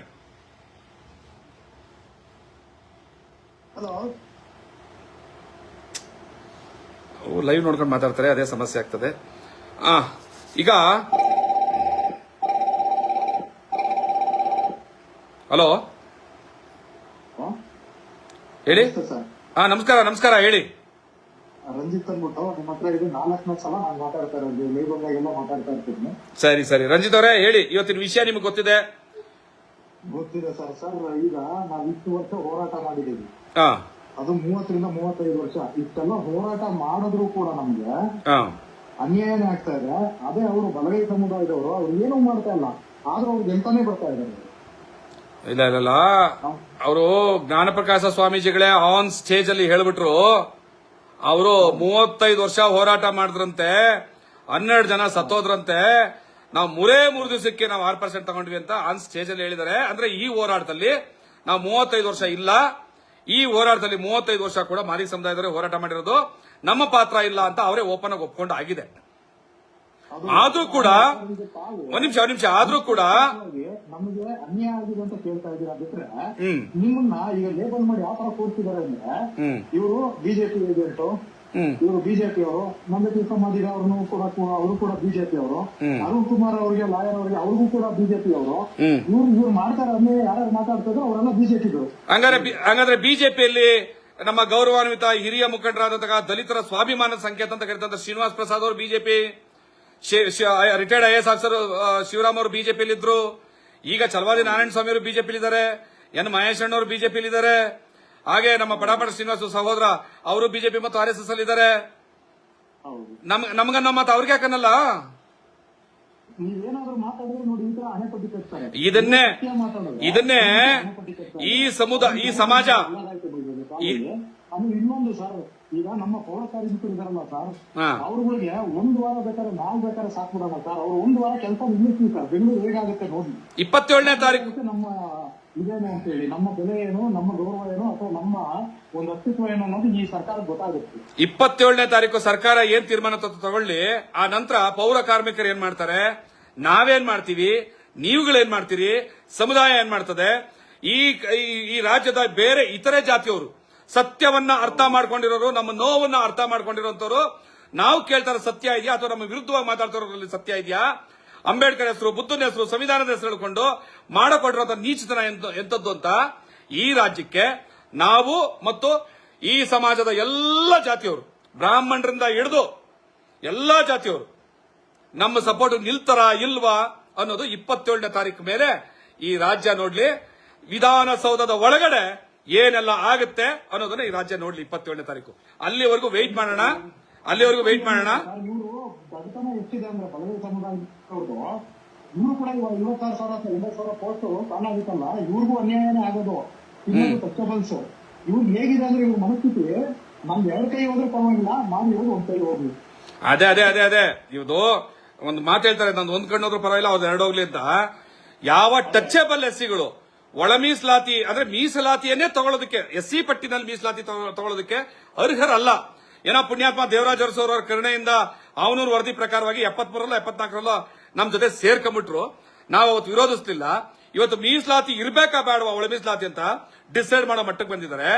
ಸಾಮಾಜಿಕ ನ್ಯಾಯದ ಬಗ್ಗೆ ಮಾತಾಡೋರು, ಸಂವಿಧಾನದ ಬಗ್ಗೆ ಮಾತಾಡೋರು, ಬುದ್ಧನ ಬಗ್ಗೆ ಮಾತಾಡೋರು, ಅಂಬೇಡ್ಕರ್ ಬಗ್ಗೆ ಮಾತಾಡೋರು, ಇವತ್ತು ಮಾದಿಗರಿಗೆ ಮಾತ್ರ ನ್ಯಾಯ ಸಿಗಬಾರದು ಅಂತ ಹೋಗಿ ಕೊರ್ಮ ಕೊರ್ಚ ಲಂಬಾಣಿಗಳ ಜೊತೆ ಕೈ ಜೋಡಿಸಿ ನಮ್ಮ ವಿರುದ್ಧ ದಂಡೆತ್ತಿ ಬರ್ತಾ ಇದ್ದೀರಿ ಅಂತಂದ್ರೆ, ಈ ರಾಜ್ಯದ ಬೇರೆಲ್ಲ ಜಾತಿಯವರು ಈ ನಿಮ್ಮ ಬಂಡತನವನ್ನ, ಈ ನಿಮ್ಮ ದೌರ್ಜನ್ಯವನ್ನ ಗಮನಿಸ್ತಾ ಇದ್ದಾರೆ. ಇದಕ್ಕೆ ಉತ್ತರ ಕೊಡ್ತಾರೆ. ನಾವು ಮಾತಾಡ್ತಾ ಇರೋದು ಸರ್ಕಾರದ ವಿರುದ್ಧವೇ ಹೊರತು ಜಾತಿಗಳ ವಿರುದ್ಧ ಅಲ್ಲ. ನೀವು ಜಾತಿಯ ವಿಷಯವನ್ನು ತುಂಬಿಕೊಂಡು ಮಾತಾಡ್ತಿದ್ದೀರಿ ಅಂತ ಹೇಳಕ್ ಇಷ್ಟಪಡ್ತಾ ಇದ್ದೀನಿ. ಖಂಡಿತ ಸರ್, ನೀವ್ ಹೇಳ್ತಿರೋದು ಅಕ್ಷರಶಃ 100ಕ್ಕೆ 100 ಸತ್ಯ ಇದೆ. ತಿಳುವಳಿಕೆ ಇರೋರಾದ್ರೆ, ನೀವು ಫಸ್ಟ್ ಹೇಳಿದ್ರಿ ಅನ್ನ ತಿನ್ನೋರು ಒಳ್ಳೆ ತಂದೆ ತಾಯಿ ಹುಡ್ತಾರಾದ್ರೆ ನಿಮ್ಮನ್ನ ಅಮ್ಮ ಅಕ್ಕ ಇನ್ನೊಂದು ಮತ್ತೊಂದು ಕೆಟ್ಟದಾಗಿ ಮಾತಾಡೋದು ಇದನ್ನೆಲ್ಲ ಮಾಡಬಾರದು. ಎಲ್ಲ ತಾಕತ್ತಿದ್ರೆ, ನೈತಿಕವಾಗಿ ಅವ್ರಿಗೆ ಏನು ಉಳಿದಿದ್ರೆ ಅಥವಾ ಜ್ಞಾನವಂತರಾಗಿದ್ರೆ, ನಾನು ದಾಖಲೆಗಳನ್ನ ಇಟ್ಕೊಂಡು ಮಾತಾಡ್ತೀನಿ. ಇದೇ ತರದ ದಾಖಲೆಗಳನ್ನ ಇಟ್ಕೊಂಡು ಹೌದಪ್ಪ ನೀವು ನಮ್ಮ ಪಾಲೆಲ್ಲ ತಿಂದು ಬಿಟ್ಟಿದ್ದೀರಿ ಅಂತ ಪ್ರೂವ್ ಮಾಡ್ಲಿ. ನಾವು ಒಳ ಮೀಸಲಾತಿನೇ ಬೇಡ, ಮೀಸಲಾತಿನೂ ಬೇಡ. ನಾವು ಜನರಲ್ ಕ್ಯಾಟಗರಿನಲ್ಲಿ ಏನೋ ನಮ್ಮ ಪ್ರತಿಭೆಯಿಂದ, ಟ್ಯಾಲೆಂಟ್ ಇಂದ ಚಾಲೆಂಜ್ ಮಾಡೋರು ನಾವ್ಯಾಕಪ್ಪ ನಿಮ್ಮ ಹತ್ರ ಕಿತ್ತಾಡ್ಲಿ ಅಂತ ನಾವೇ ಹೊರಟೋಗ್ತೀವಿ. ಆಗುತ್ತಾ? ರಿಕ್ರೂಟ್ಮೆಂಟ್ ಗೆ ಕೊಡೋದಕ್ಕೆ ಇಷ್ಟೆಲ್ಲ ಮಾತಾಡ್ತಾ ಇದ್ರಲ್ಲ ಸರ್, ಬರೀ ರಿಕ್ರೂಟ್ಮೆಂಟ್ಗೆ, ಇನ್ನು ಪ್ರಮೋಷನ್ಗಾಗಿಲ್ಲ, SPPSP ದುಡ್ಡುಗಾಗಿಲ್ಲ, ಆಮೇಲೆ ಎಕನಾಮಿಕಲ್ ಇಲ್ಲ, ಆಮೇಲೆ ಮೇನ್ ಪೊಲಿಟಿಕಲ್ ಇಲ್ಲ ಸರ್. ಗ್ರಾಮ ಪಂಚಾಯತಿಯಿಂದ ಹಿಡಿದು MLA MP ವರೆಗೂ ಬೇಕು ನಮ್ಗೆ. ಯೋಚನೆ ಮಾಡಿ ಸರ್. ಹಾಗೆ ಎಂತ ಆತ್ಮಘಾತಕತನಕ್ಕೆ ಇಳಿದಿದ್ದಾರೆ ಅಂತಂದ್ರೆ, ಮಾದಿಗರಿಗೆ ಯೂನಿವರ್ಸಿಟಿನಲ್ಲಿ ಮೊದಲ ಪ್ರಾಶಸ್ತ್ಯ ಸಿಕ್ಬಿಡ್ತದೆ ಅನ್ನೋ ಕಾರಣಕ್ಕೆ ಇಡೀ ಯೂನಿವರ್ಸಿಟಿಯನ್ನೇ ಒಂದು ಯೂನಿಟ್ ಆಗಿ ಮಾಡಿಕೊಟ್ರು. ಇಡೀ ಯೂನಿವರ್ಸಿಟಿನ ಯೂನಿಟ್ ಆಗಿ ಮಾಡಿದ್ರೆ SCಗಳು, STಗಳು, OBCಗಳು ಎಲ್ಲರಿಗೂ, ಅಂದ್ರೆ ಒಲೆಯರು, ಮಾದಿಗರು, ನಾಯಕರು, ಏನೇನು SC ಪಟ್ಟಿಲ್ ಬರುತ್ತೆ ಇತರೆ ಜಾತಿಯವರು ಮತ್ತೆ OBCಗಳಿಗೆಲ್ರಿಗೂ ಎಷ್ಟು ದೊಡ್ಡ ಮಟ್ಟದ ಅನ್ಯಾಯ ಆಗ್ತದೆ ಅಂತ ಗೊತ್ತಿದ್ದೂ ಕೂಡ ಮಾದಿಗರಿಗೆ ಮಾತ್ರ ಸಿಗದ್ ಬೇಡ, ನಾಶ ಆಗ್ಬಿಡ್ಲಿ ಮೀಸಲಾತಿ ಸಿಸ್ಟಮ್, ಯೂನಿವರ್ಸಿಟಿನ ಯೂನಿಟ್ ಆಗಿ ಕನ್ಸಿಡರ್ ಮಾಡ್ಬಿಡಿ ಅಂತ ಓಡ್ತಾರಲ್ಲ, ಅದು against supreme court order. Supreme court order ಹೇಳುತ್ತೆ, ನೀವು ಯಾವುದೇ ಕಾರಣಕ್ಕೂ, ನಾನು ಅದನ್ನೇ ಹೇಳ್ತಾ ಇದ್ದೀನಿ. ನನ್ನ ಮಾತನ್ನ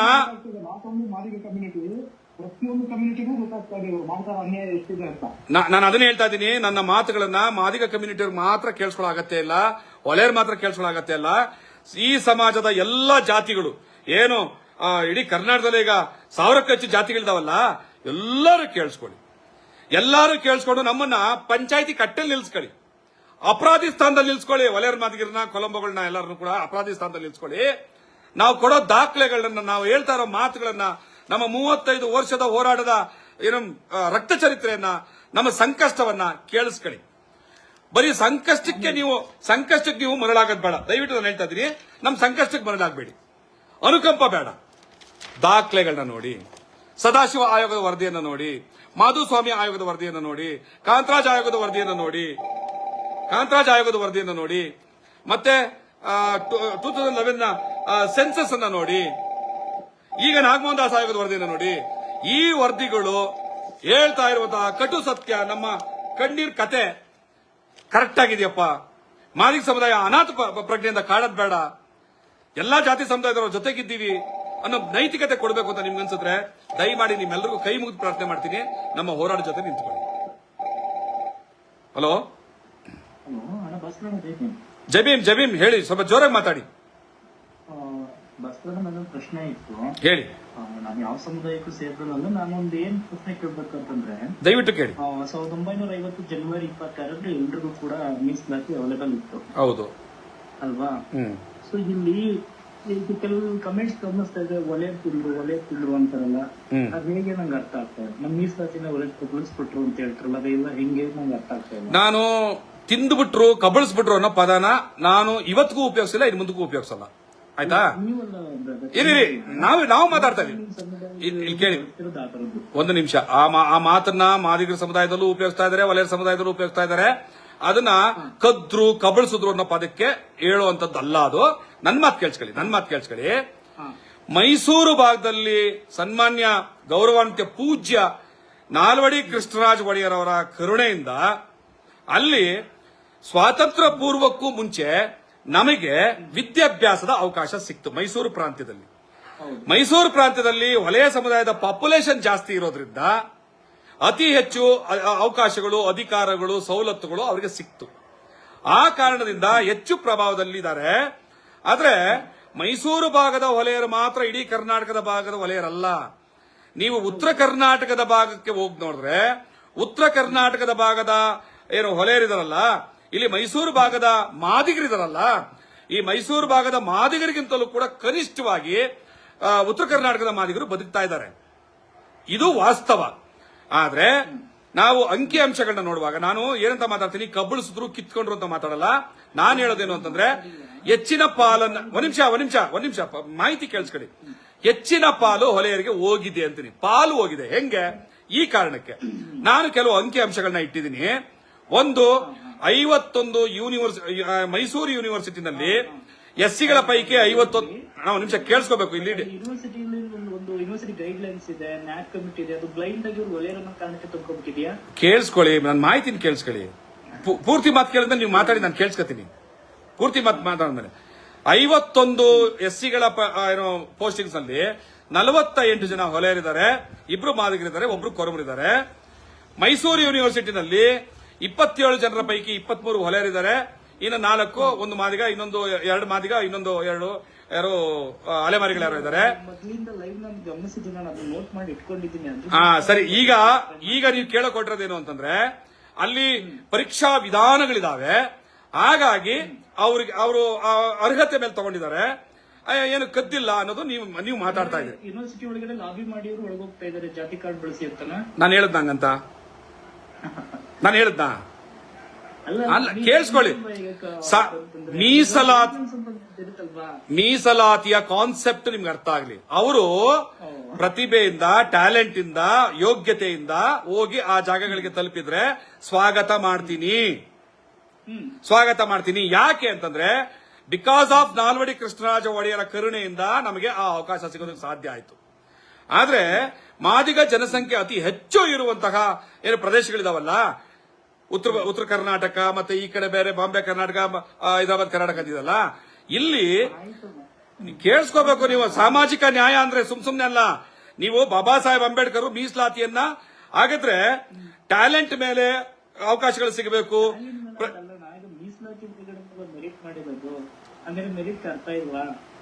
ಮೀಸಲಾತಿ ಯಾಕೆ ಬೇಕಿತ್ತು? ಮೆರಿಟ್ ಬೇಕು ಅಂದ್ರೆ ಎಲ್ಲರ ಜೊತೆ ಕಂಪೀಟ್ ಮಾಡಬಹುದಲ್ಲ. ಮೀಸಲಾತಿ ಯಾರಿಗೆ ಅರ್ಹತೆ?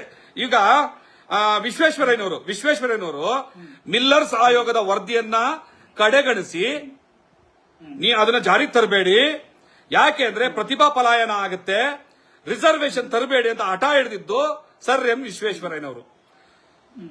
ದಿವಾನ್ ವಿಶ್ವೇಶ್ವರಯ್ಯನವರ ಮಾತನ್ನ ಕಡೆಗಣಿಸಿ ಮೀಸಲಾತಿಯನ್ನ ಕೊಟ್ಟಂತಹ ನಾಲ್ವಡಿ ಕೃಷ್ಣರಾಜ ಒಡೆಯರ ಉದ್ದೇಶ ಏನಂಗಾದ್ರೆ ಹೇಳಿ, ಇದಕ್ಕೆ ಉತ್ತರ ಹೇಳಿ. ಮೀಸಲಾತಿ, ಹೌದು, ಮೀಸಲಾತಿ ವಿಚಾರವಾಗಿ ಪ್ರತಿಭೆಯನ್ನ ಒಂದ್ ನಿಮಿಷ ಪ್ಲೀಸ್. ಮೀಸಲಾತಿ ವಿಚಾರವಾಗಿ ಪ್ರತಿಭೆಯನ್ನ ಮುಖ್ಯವಾಗಿ ನೋಡದೆ ಅವಕಾಶ ಅಂದ್ರೆ ವಂಚಿತ ಸಮುದಾಯಗಳಿಗೆ ಪ್ರಾತಿನಿಧ್ಯದ ಒಳಗಡೆ ಬರೋದು ಪ್ರತಿಭೆ ಅಂತಲ್ಲ, ಅದು ಪ್ರತಿಭೆ. ಕೇಳಿಸ್ಕೊಳ್ಳಿ ಒಂದ್ ನಿಮಿಷ. ನಾನು ಇನ್ನೂ ಒಳ ಮೀಸಲಾತಿ ಬಂದಿಲ್ಲ, ಮೀಸಲಾತಿ ಹೇಳ್ತಾ ಇದ್ದೀನಿ. ಪ್ರತಿಭೆಯನ್ನ ಮಾತ್ರ ಆಧರಿಸಿ ಉದ್ಯೋಗಗಳನ್ನ ಕೊಡೋಕ್ಕಾಗಲ್ಲ. ಸಾಮಾಜಿಕವಾಗಿ, ಶೈಕ್ಷಣಿಕವಾಗಿ, ಆರ್ಥಿಕವಾಗಿ, ರಾಜಕೀಯವಾಗಿ ಕಡೆಗಣಿಸಲ್ಪಟ್ಟಂತಹ ಸಮುದಾಯಗಳಿದಾವೆ. ಹಾಗಾಗಿ ಪ್ರಾತಿನಿಧ್ಯ ಕೊಡಬೇಕು ಅನ್ನೋ ಒಂದು ಉದ್ದೇಶಕ್ಕೆ ಮೀಸಲಾತಿ ಅನ್ನುವಂತಹ ಅಥವಾ ಪ್ರಾತಿನಿಧ್ಯ ಅನ್ನುವಂಥದ್ದು ಅಥವಾ ರಿಸರ್ವೇಶನ್ ಅನ್ನುವಂಥದ್ದು ಒಂದು ಸಿಸ್ಟಮ್ ಬಂತು. ಹೌದಾ? ಯಾವ ಇದಾಗ್ತೀನಿ. ಒಂದ್ ನಿಮಿಷ ವಲಯ ಮತ್ತು ಮಾದಿಗ ಕಮ್ಯುನಿಟಿಗಳಲ್ಲಿ ನೀವು ಒಂದ್ ನಿಮಿಷ ವಿಷಯ ಬಂದ್ರೆ ಅಲೆಮಾರಿ ಮತ್ತೆ ಸೂಕ್ಷ್ಮ ಜಾತಿಗಳು ತುಂಬಾ ಇದೆ, ಅವಕ್ಕೆ ಕೊಡ್ಬೇಕಲ್ಲ ಮೊದಲನೇ ಪ್ರಯಾರಿಟಿ. ನಾನು ಯಾರು ಬೇಡ ಅಂದವ್ರೀಗ? ಯಾರು ಬೇಡ ಅಂದಿದ್ದು? ನಾನು ಏನ್ ಹೇಳಿಲ್ವಲ್ಲ. ಇದಕ್ಕೆ ನನ್ನ ಮಾತನ್ನ ಪೂರ್ತಿ ಕೇಳಿಸ್ಕೊಳ್ಳಿ. ನನ್ನ ಮಾತನ್ನ ಡಾಟಾ ನೋಡಿದ್ರು ನೀವು ಕೇಳಿಲಿ. ನಾವು ಒಂದ್ ನಿಮಿಷ ನಾವು ನೇರವಾಗಿ ಕೂತಿದ್ದಾಗ ಹಿಂಗೆ ಮಾತು ಬೀಳತ್ತೆ ಅಂತಂದ್ರೆ ಜನಕ್ಕೆ ಅರ್ಥ ಆಗುತ್ತೆ. ಫೋನ್ ಅಲ್ಲಿ ಇದ್ದಾಗ ಅರ್ಥ ಆಗಲ್ಲ. ಮಾಹಿತಿಯನ್ನ ಪೂರ್ತಿ ಕೊಟ್ಬಿಡ್ತೀನಿ, ನಂದು ಮುಗೀತು ಅಂತ ಹೇಳ್ತೀನಿ, ನೀವು ಮಾತಾಡ್ರಿ, ಆಯ್ತಾ? ಯಾವ ಉದ್ದೇಶದಿಂದ, ಯಾವ ಸದುದ್ದೇಶದಿಂದ, ಯಾವ ಕಾರಣದಿಂದ, ಯಾವ ಸಾಮಾಜಿಕ ಪರಿಸ್ಥಿತಿಯ ಹಿಂದುಳಿದ ಅಂದ್ರೆ ಎಂಪೆರಿಕಲ್ ಡಾಟಾ ಅರ್ಥ ಆಗ್ಬೇಕು ನಿಮ್ಗೆ. ಅದರಿಂದ ಮೀಸಲಾತಿ ಸಿಸ್ಟಮ್ ಬಂತೋ, ಯಾವ ಕಾರಣಕ್ಕಾಗಿ ಮೀಸಲಾತಿ ಬಂತೋ ಅದೇ ಕಾರಣಕ್ಕಾಗಿ ಒಳ ಮೀಸಲಾತಿ ಬರಬೇಕಾಗಿರೋದು. ಒಳ ಮೀಸಲಾತಿಗೆ ಬೇರೆ ಗೈಡ್ಲೈನ್ಸ್ಗಳು. ಯಾವ ವಿರೋಧ ಇಲ್ಲ. ಈಗ ಫ್ರೀಡಂ ಪಾರ್ಕ್ ಸಣ್ಣ ಪ್ರಶ್ನೆಗಳನ್ನು ಕೇಳಿದೆ ಅಷ್ಟೇ. ಏನು ಹೇಳಿ ಇವಾಗ ಹೇಳಿ ನಿಮ್ ಪ್ರಶ್ನೆ ಹೇಳಿ. ಇವಾಗ ನಾನು ಕೇಳಿದ್ಮೇಲೆ ಈಗ ಅಂದ್ರೆ ನೀವು ಹೇಳಿದ್ರಲ್ಲ ಎಷ್ಟು ಯೂನಿವರ್ಸಿಟಿಗಳು ತುಂಬ್ಕೊಂಡ್ಬಿಟ್ಟಿದ್ದಾರೆ ಅಂತ, ಅದಕ್ಕೊಂದು ಗೈಡ್ಲೈನ್ಸ್ ಅಂತ ಇದೆ, ಅದಕ್ಕೆ ತುಂಬ್ಕೊಂತಾರೆ. ಹೌದು. ಅದೇ ತರ ಹೇಳ್ತೀವಿ. ಇವಾಗ ಅಕಸ್ಮಾತ್ ಈ ವಲಯ ಸಮುದಾಯಗಳು ಬಂದ್ಬಿಟ್ಟು ಏನಾದ್ರು ಇಲ್ಲಪ್ಪ ನೀವ್ ಯಾರು ಎಜುಕೇಶನ್ ತಗೊಂಡ್ಬಿಡಿ, ನೀವ್ ಯಾರು ಓದ್ಬಿಡ್ರಿ, ಆ ತರದ ಏನಾದ್ರು ಮನೆಗಳಿಗೆ ಕೇರಿಗಳು ಬಂದು ಬೀದಿಗಳು ಬಂದು ಹೇಳಿದಾರ? ಅಂದ್ರೆ ಮಾದಿಗ ಸಮುದಾಯದವರಲ್ಲ ಅವಿದ್ಯಾವಂತರು, ವಿದ್ಯೆ ಇಲ್ಲ, ಅವ್ರಿಗೆ ಟ್ಯಾಲೆಂಟ್ ಇಲ್ಲ ಅಂತ ಹೇಳ್ತಾ ಇದ್ರ ನೀವು? ಈಗ ಹಂಗೆ ಆಗ್ತಿರೋದು. ನಾವು ತುಂಬಾ ಇಲ್ಲಿ ಕೇಳಿ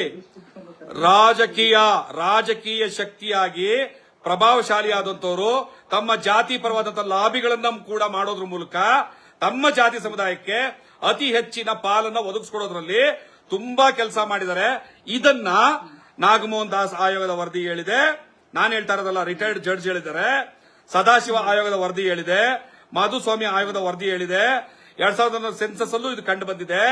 ಆಯ್ತಾ? ಕಾಂತರಾಜ್ ಆಯೋಗದ ವರದಿಯಲ್ಲೂ ಕೂಡ ಅಲೆಮಾರಿ ಸಮುದಾಯಗಳಿಗಿಂತ ಸೂಕ್ಷ್ಮ ಮಾತು ಕೇಳಿಸ್ಕೊಳ್ಳಲ್ಲ ಅಂದ್ರೆ ನಾನು ಏನು ಹೇಳಕ್ಕಾಗಲ್ಲ.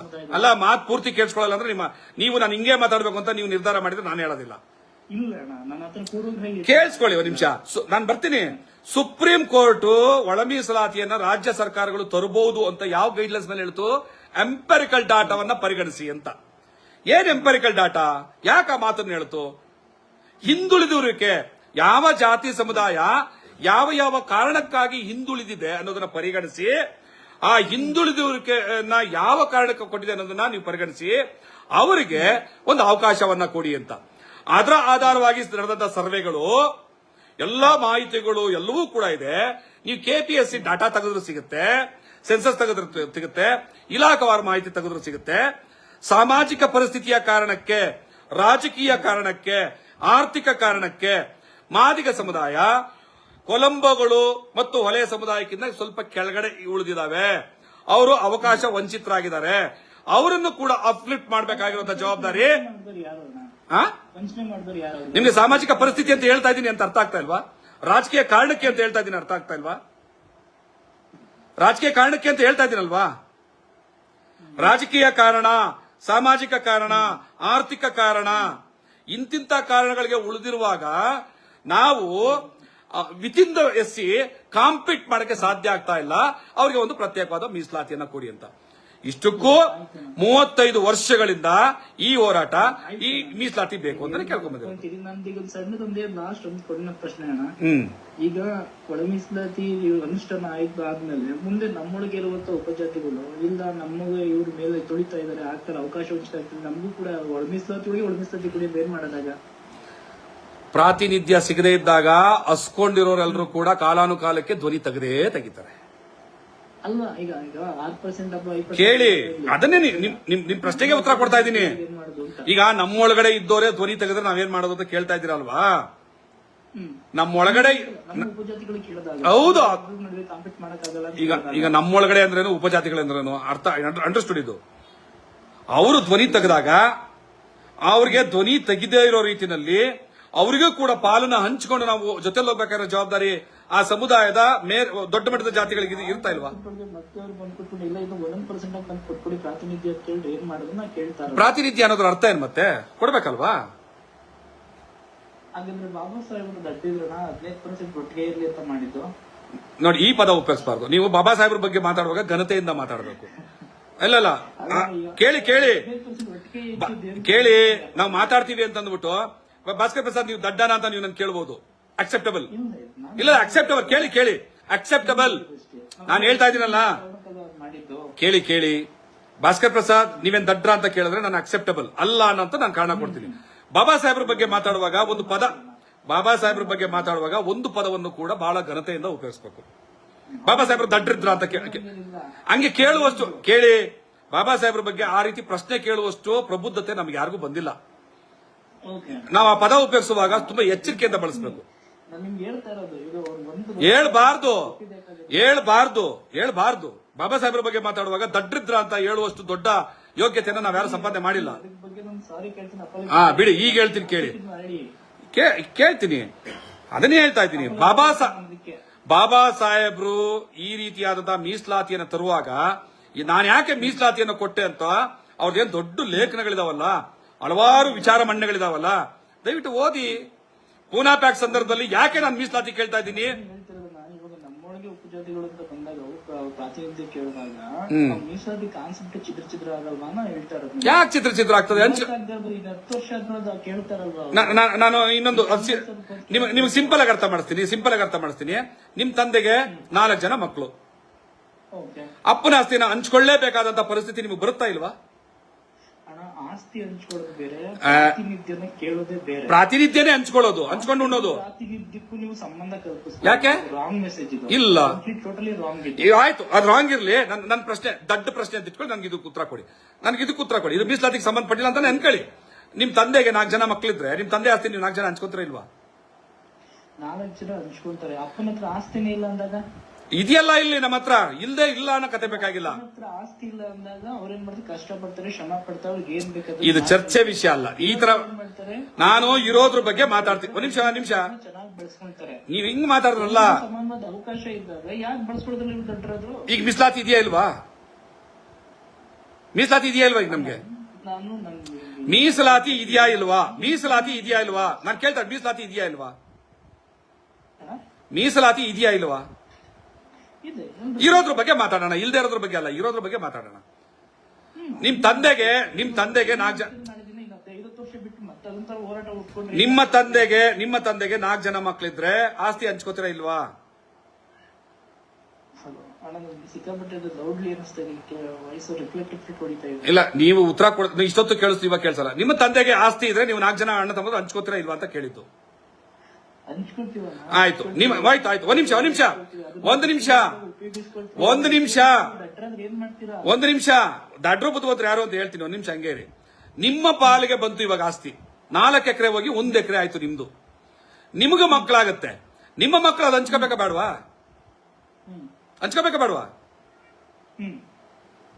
ಮತ್ತೆ ಅವಾಗ ಒಕ್ಕಟ್ಟು ಹೊಡೆದೋಯ್ತಾ?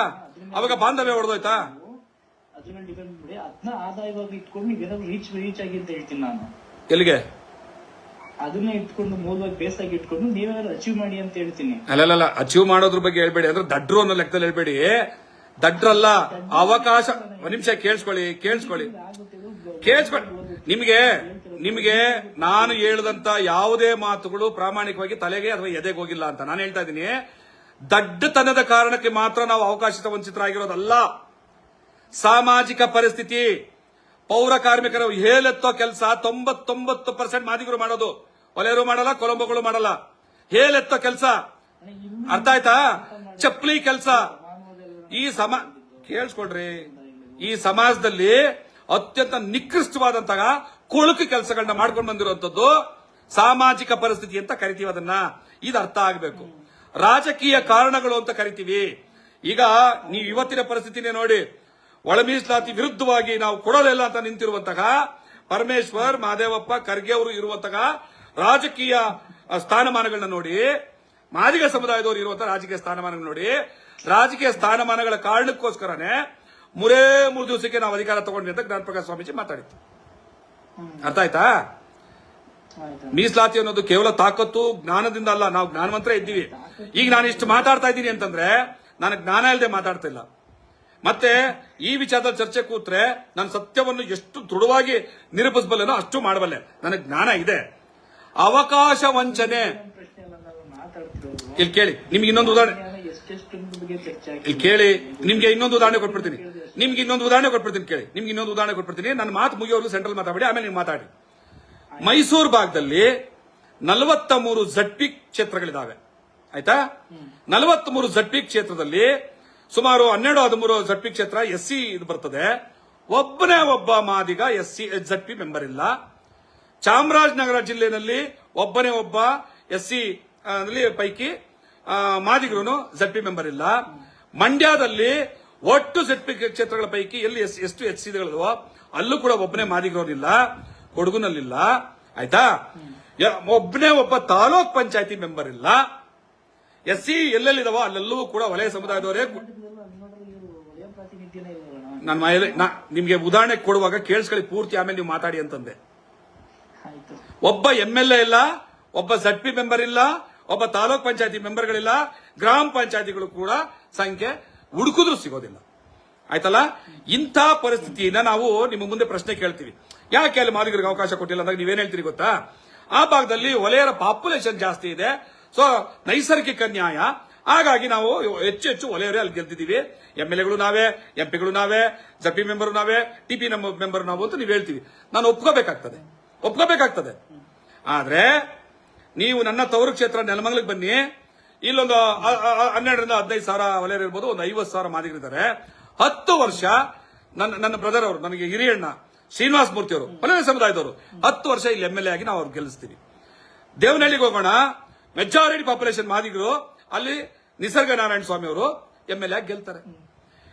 ಕೊರಟಗೆರೆಗೆ ಹೋಗೋಣ, 3,000 ಜನ ವಲಯರು, 56,000 ಜನ ಮಾದಿಗರು, ಪರಮೇಶ್ವರ್ ಅವರು ಅಲ್ಲಿ ಗೆಲ್ತಾರೆ. ಇದನ್ನ ಹಂಗಾರೆ ಪಾಪ್ಯುಲೇಷನ್ ಇಲ್ಲಿ ನಮ್ ಜಾಸ್ತಿ ಇದೆ ಅಂತ ಅಂದ್ಬಿಟ್ಟು ಇಲ್ಲಿ ಮಾದಿಗರು ಮಾತ್ರ MLAಗಳಾಗಬೇಕು, ZP ಮೆಂಬರ್ ಆಗಬೇಕು, TP ಮೆಂಬರ್ ಆಗಬೇಕು ಅಂತ ಕೆಟ್ಟ ಪ್ರಯತ್ನವನ್ನ ಸಮರ್ಥನೆ ಮಾಡಿದೀವಿ. ಯಾವ ತರ?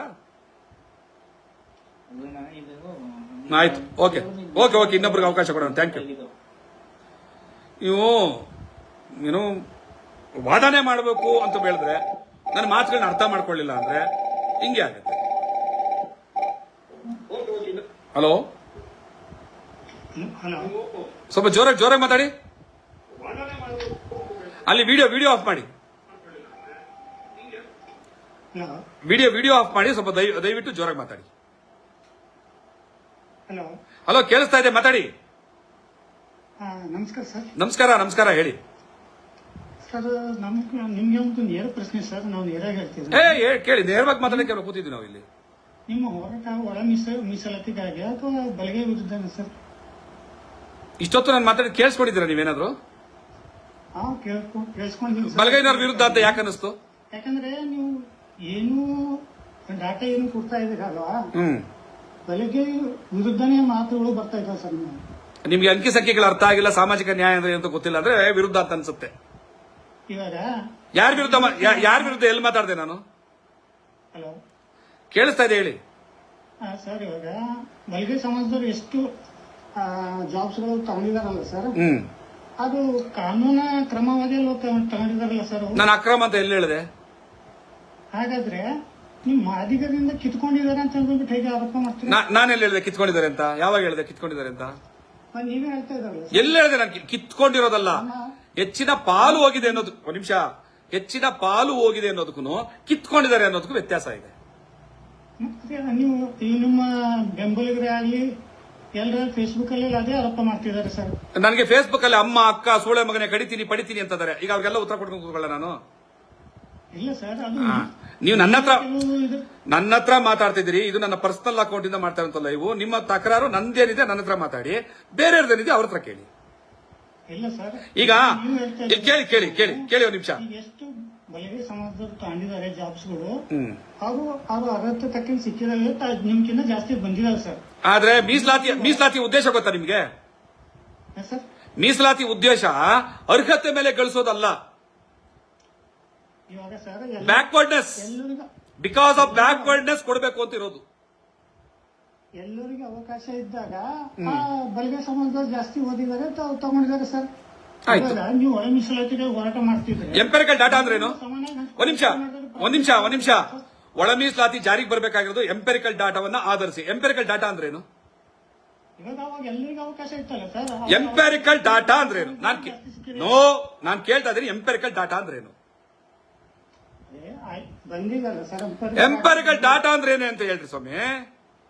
ಅವಾಗ ಎಲ್ಲರಿಗೂ ಅವಕಾಶ ಇತ್ತಲ್ಲ ಸರ್, ನಿಮಗೂ ಅವಕಾಶ ಇತ್ತು ಅವಾಗ. ಇರ್ಲಿಲ್ಲ ಅಂತ ನಾನು ಪ್ರೂವ್ ಮಾಡಿದೆ ಅಲ್ವಾ ಆಗ್ಲೇ? ಅದೇ ನಿಮ್ಗೆ ಅವಕಾಶ ಇಲ್ಲ ಸರ್. ದಾಖಲೆ ಇದೆಯಲ್ಲ ಇಲ್ಲಿ ನನ್ನ ಹತ್ರ. ಅವಕಾಶ ಇತ್ತಲ್ಲ ಸರ್. ಇರ್ಲಿಲ್ಲ ರೀ. ರಾಜಕೀಯವಾಗಿ ತುಳಿಯುವಂತಹ ಪ್ರಯತ್ನಗಳನ್ನ ಇವತ್ತಿಗೂ ಮಾಡ್ತಾ ಇದ್ದಾರೆ. ಇಲ್ಲ ಅದು ಹೆಂಗಾಗುತ್ತೆ ಸರ್? ಆಗಿರೋದಕ್ಕೆ ನಾನು ಹೇಳಿದಲ್ಲಪ್ಪ, ಇದು ನಾನು ಹೇಳಿದಲ್ಲ. ರಿಟೈರ್ಡ್ ಜಡ್ಜ್ಗಳು ಹೇಳಿರುವಂತ ವರದಿಲಿರುವಂತ ವಿಚಾರ ಇದು. ಈಗ ವರದಿಯಲ್ಲಿ ಏನಿದೆ ಅಂತ ಬಿಟ್ರೆ ಅಂದ್ರೆ ಇವಾಗ ಎಷ್ಟು ಆಗಿದಾವೆ ಜಾಬ್ಗಳಾಗಿ ಬಲ್ಗೆ ಸಮಾಜದಲ್ಲಿ ಇಲ್ಲಿಗಲ್ ಆಗಿ ಕೊಟ್ಟಿದ್ದಾರೆ ಅವ್ರಿಗೆ. ಇಲ್ಲಿಗಲ್ ಅನ್ನೋ ಪದ ನೀವೇ ಉಪಯೋಗಿಸ್ಕೊತಾ ಇದೀರಿ, ನಾನಲ್ಲ ಹೇಳ್ತಾ ಇರೋದು. ಪ್ರಭಾವಕ್ಕೆ ಕೇಳಿಸ್ಕೊಳ್ಳಿ, ಪ್ರಭಾವಕ್ಕೆ ಒಳಗಾಗಿ ತಗೊಳ್ಳೋದು ಬೇರೆ. ನೀವು ಒಂದ್ ಕೆಲಸ ಮಾಡಿ, ಮೊದಲು ನಾನು ಎರಡೇ ವಿಚಾರ ಹೇಳಿರ್ತೀನಿ, ದಯವಿಟ್ಟು ಸ್ಟಡಿ ಮಾಡಿ. ನೀವು ನಂಬರ್ ಹತ್ರನೇ ಇರಲಿ, ಮತ್ತೆ ಮಾತಾಡೋಣ. ಎಂಪೆರಿಕಲ್ ಡಾಟಾ ಅಂದ್ರೆ ಏನು, ವರದಿಗಳು ಅಂದ್ರೇನು, ವರದಿಗಳಲ್ಲಿ ಯಾವ್ಯಾವ ಅಲ್ಲ ನಿಮಗೆ ಕೇಳಿ, ನಿಮ್ಗೆ ಎಂಪೆರಿಕಲ್ ಟಾರ್ಗೆಟ್ ಮಾಡ್ತಿರೋದು ಬಲ್ಗೆ ಸಮುದಾಯಕ್ಕೆ ಸರ್. ಆಯ್ತು, ಮೊದಲು ಎಂಪೆರಿಕಲ್ ಡಾಟಾ ಅಂದ್ರೆ ಏನು ಅಂತ ಓದಿ. ಆಯೋಗದಲ್ಲಿ ವರದಿಗಳಲ್ಲಿ ಏನೇನು ಬರೆದಿದ್ದಾರೆ ಅಂತ ಓದಿ. ನಾಗಮೋಹನ್ ದಾಸ್ ಅವರು ಏನ್ ಹೇಳಿದ್ದಾರೆ, ಮಾಧುಸ್ವಾಮಿ ಏನ್ ಹೇಳಿದ್ದಾರೆ, ಸದಾಶಿವ ಅವರು ಏನ್ ಹೇಳಿದ್ದಾರೆ, ಅವನೂರು ವರದಿ ಏನ್ ಹೇಳಿದೆ, 2011 ಸೆನ್ಸಸ್ ಏನ್ ಹೇಳಿದೆ, ಕೆಪಿಎಸ್ಸಿ ನಲ್ಲಿರುವಂತಹ ಅಂಕಿಅಂಶಗಳು ಏನ್ ಹೇಳಿದಾವೆ, ಮತ್ತೆ ಸುಪ್ರೀಂ ಕೋರ್ಟ್ ಒಳ ಮೀಸಲಾತಿಯನ್ನ ಯಾವ ಕಾರಣಕ್ಕೆ ಕೊಡಬೇಕು, ಎಂಪೆರಿಕಲ್ ಡಾಟಾ ಅಂದ್ರೆ ಏನು ಅಂತ ಹೇಳಿದೆ. ಇದನ್ನು ಓದ್ಬಿಟ್ಟು ಆಮೇಲೆ ಮಾತಾಡಿ ದಯವಿಟ್ಟು. ಇವಾಗ ಸರ್ ಇವಾಗ ಇನ್ನೊಂದು ವಿಚಾರ ಇದ್ರೆ ಚರ್ಚೆ ಮಾಡೋಣ. ಸುಮ್ಮನೆ ಹೇಳಿದ್ದೇ ಹೇಳ್ತೀನಿ ಅಂದ್ರೆ ಕೇಳಕ್ ನಾನು ರೆಡಿ ಇಲ್ಲ. ನಾನು ಹೇಳ್ತಾ ಇತ್ತಲ್ಲ, ನಿಮಗೂ ಅವಕಾಶ ಇತ್ತಲ್ಲ, ಯಾಕೆ ತಗೊಳ್ಳಿಲ್ಲ? ಎಷ್ಟು ಸಲಿನಪ್ಪ ಹೇಳ್ಬೇಕು? ಹಲೋ ಹೇಳಿ. ಹಲೋ ಹೇಳಿ. ಸರ್ ನಮಸ್ಕಾರ. ಸ್ವಲ್ಪ ಜೋರಾಗಿ ಮಾತಾಡಿ. ಸರ್ ಸ್ವಲ್ಪ ಒಳ ಮೀಸಲಾತಿ ಬಗ್ಗೆ ಮಾತಾಡ್ಬೋದಾ? ಮಾತಾಡಿ, ಅದನ್ನೇ ಮಾತಾಡ್ತಾ ಇದ್ದೀವಿ, ಲೈವ್ ಅಲ್ಲಿ ಇದ್ದೀವಿ, ಮಾತಾಡಿ. ಸರ್ ಏನು ಇಲ್ಲ ಸರ್, ಇಷ್ಟು ವರ್ಷ ನೀವು 35 ವರ್ಷ ಹೋರಾಟ ಮಾಡಿ ಬರ್ತಿದ್ದೀರಾ. ನಿಮ್ಮ ಜನಾಂಗ ಅದರಲ್ಲೂ ತುಂಬಾ ಹಿಂದುಳಿದೆ ಅಂದ್ಬಿಟ್ಟು ಎಲ್ಲ ಆಯೋಗಗಳು ಇದೆ.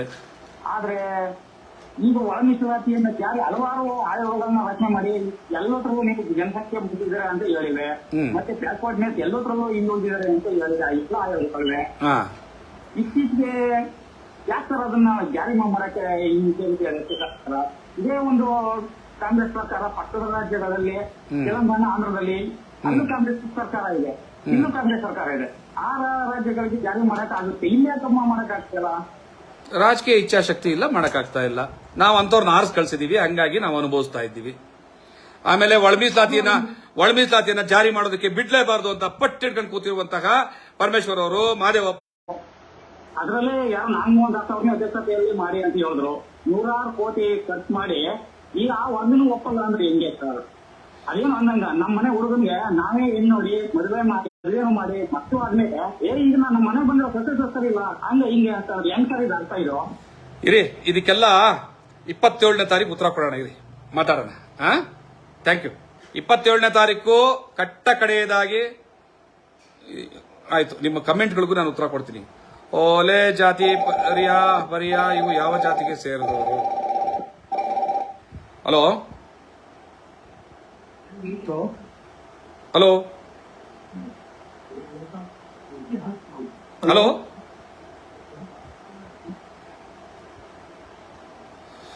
ಓಕೆ ಸ್ನೇಹಿತರೆ,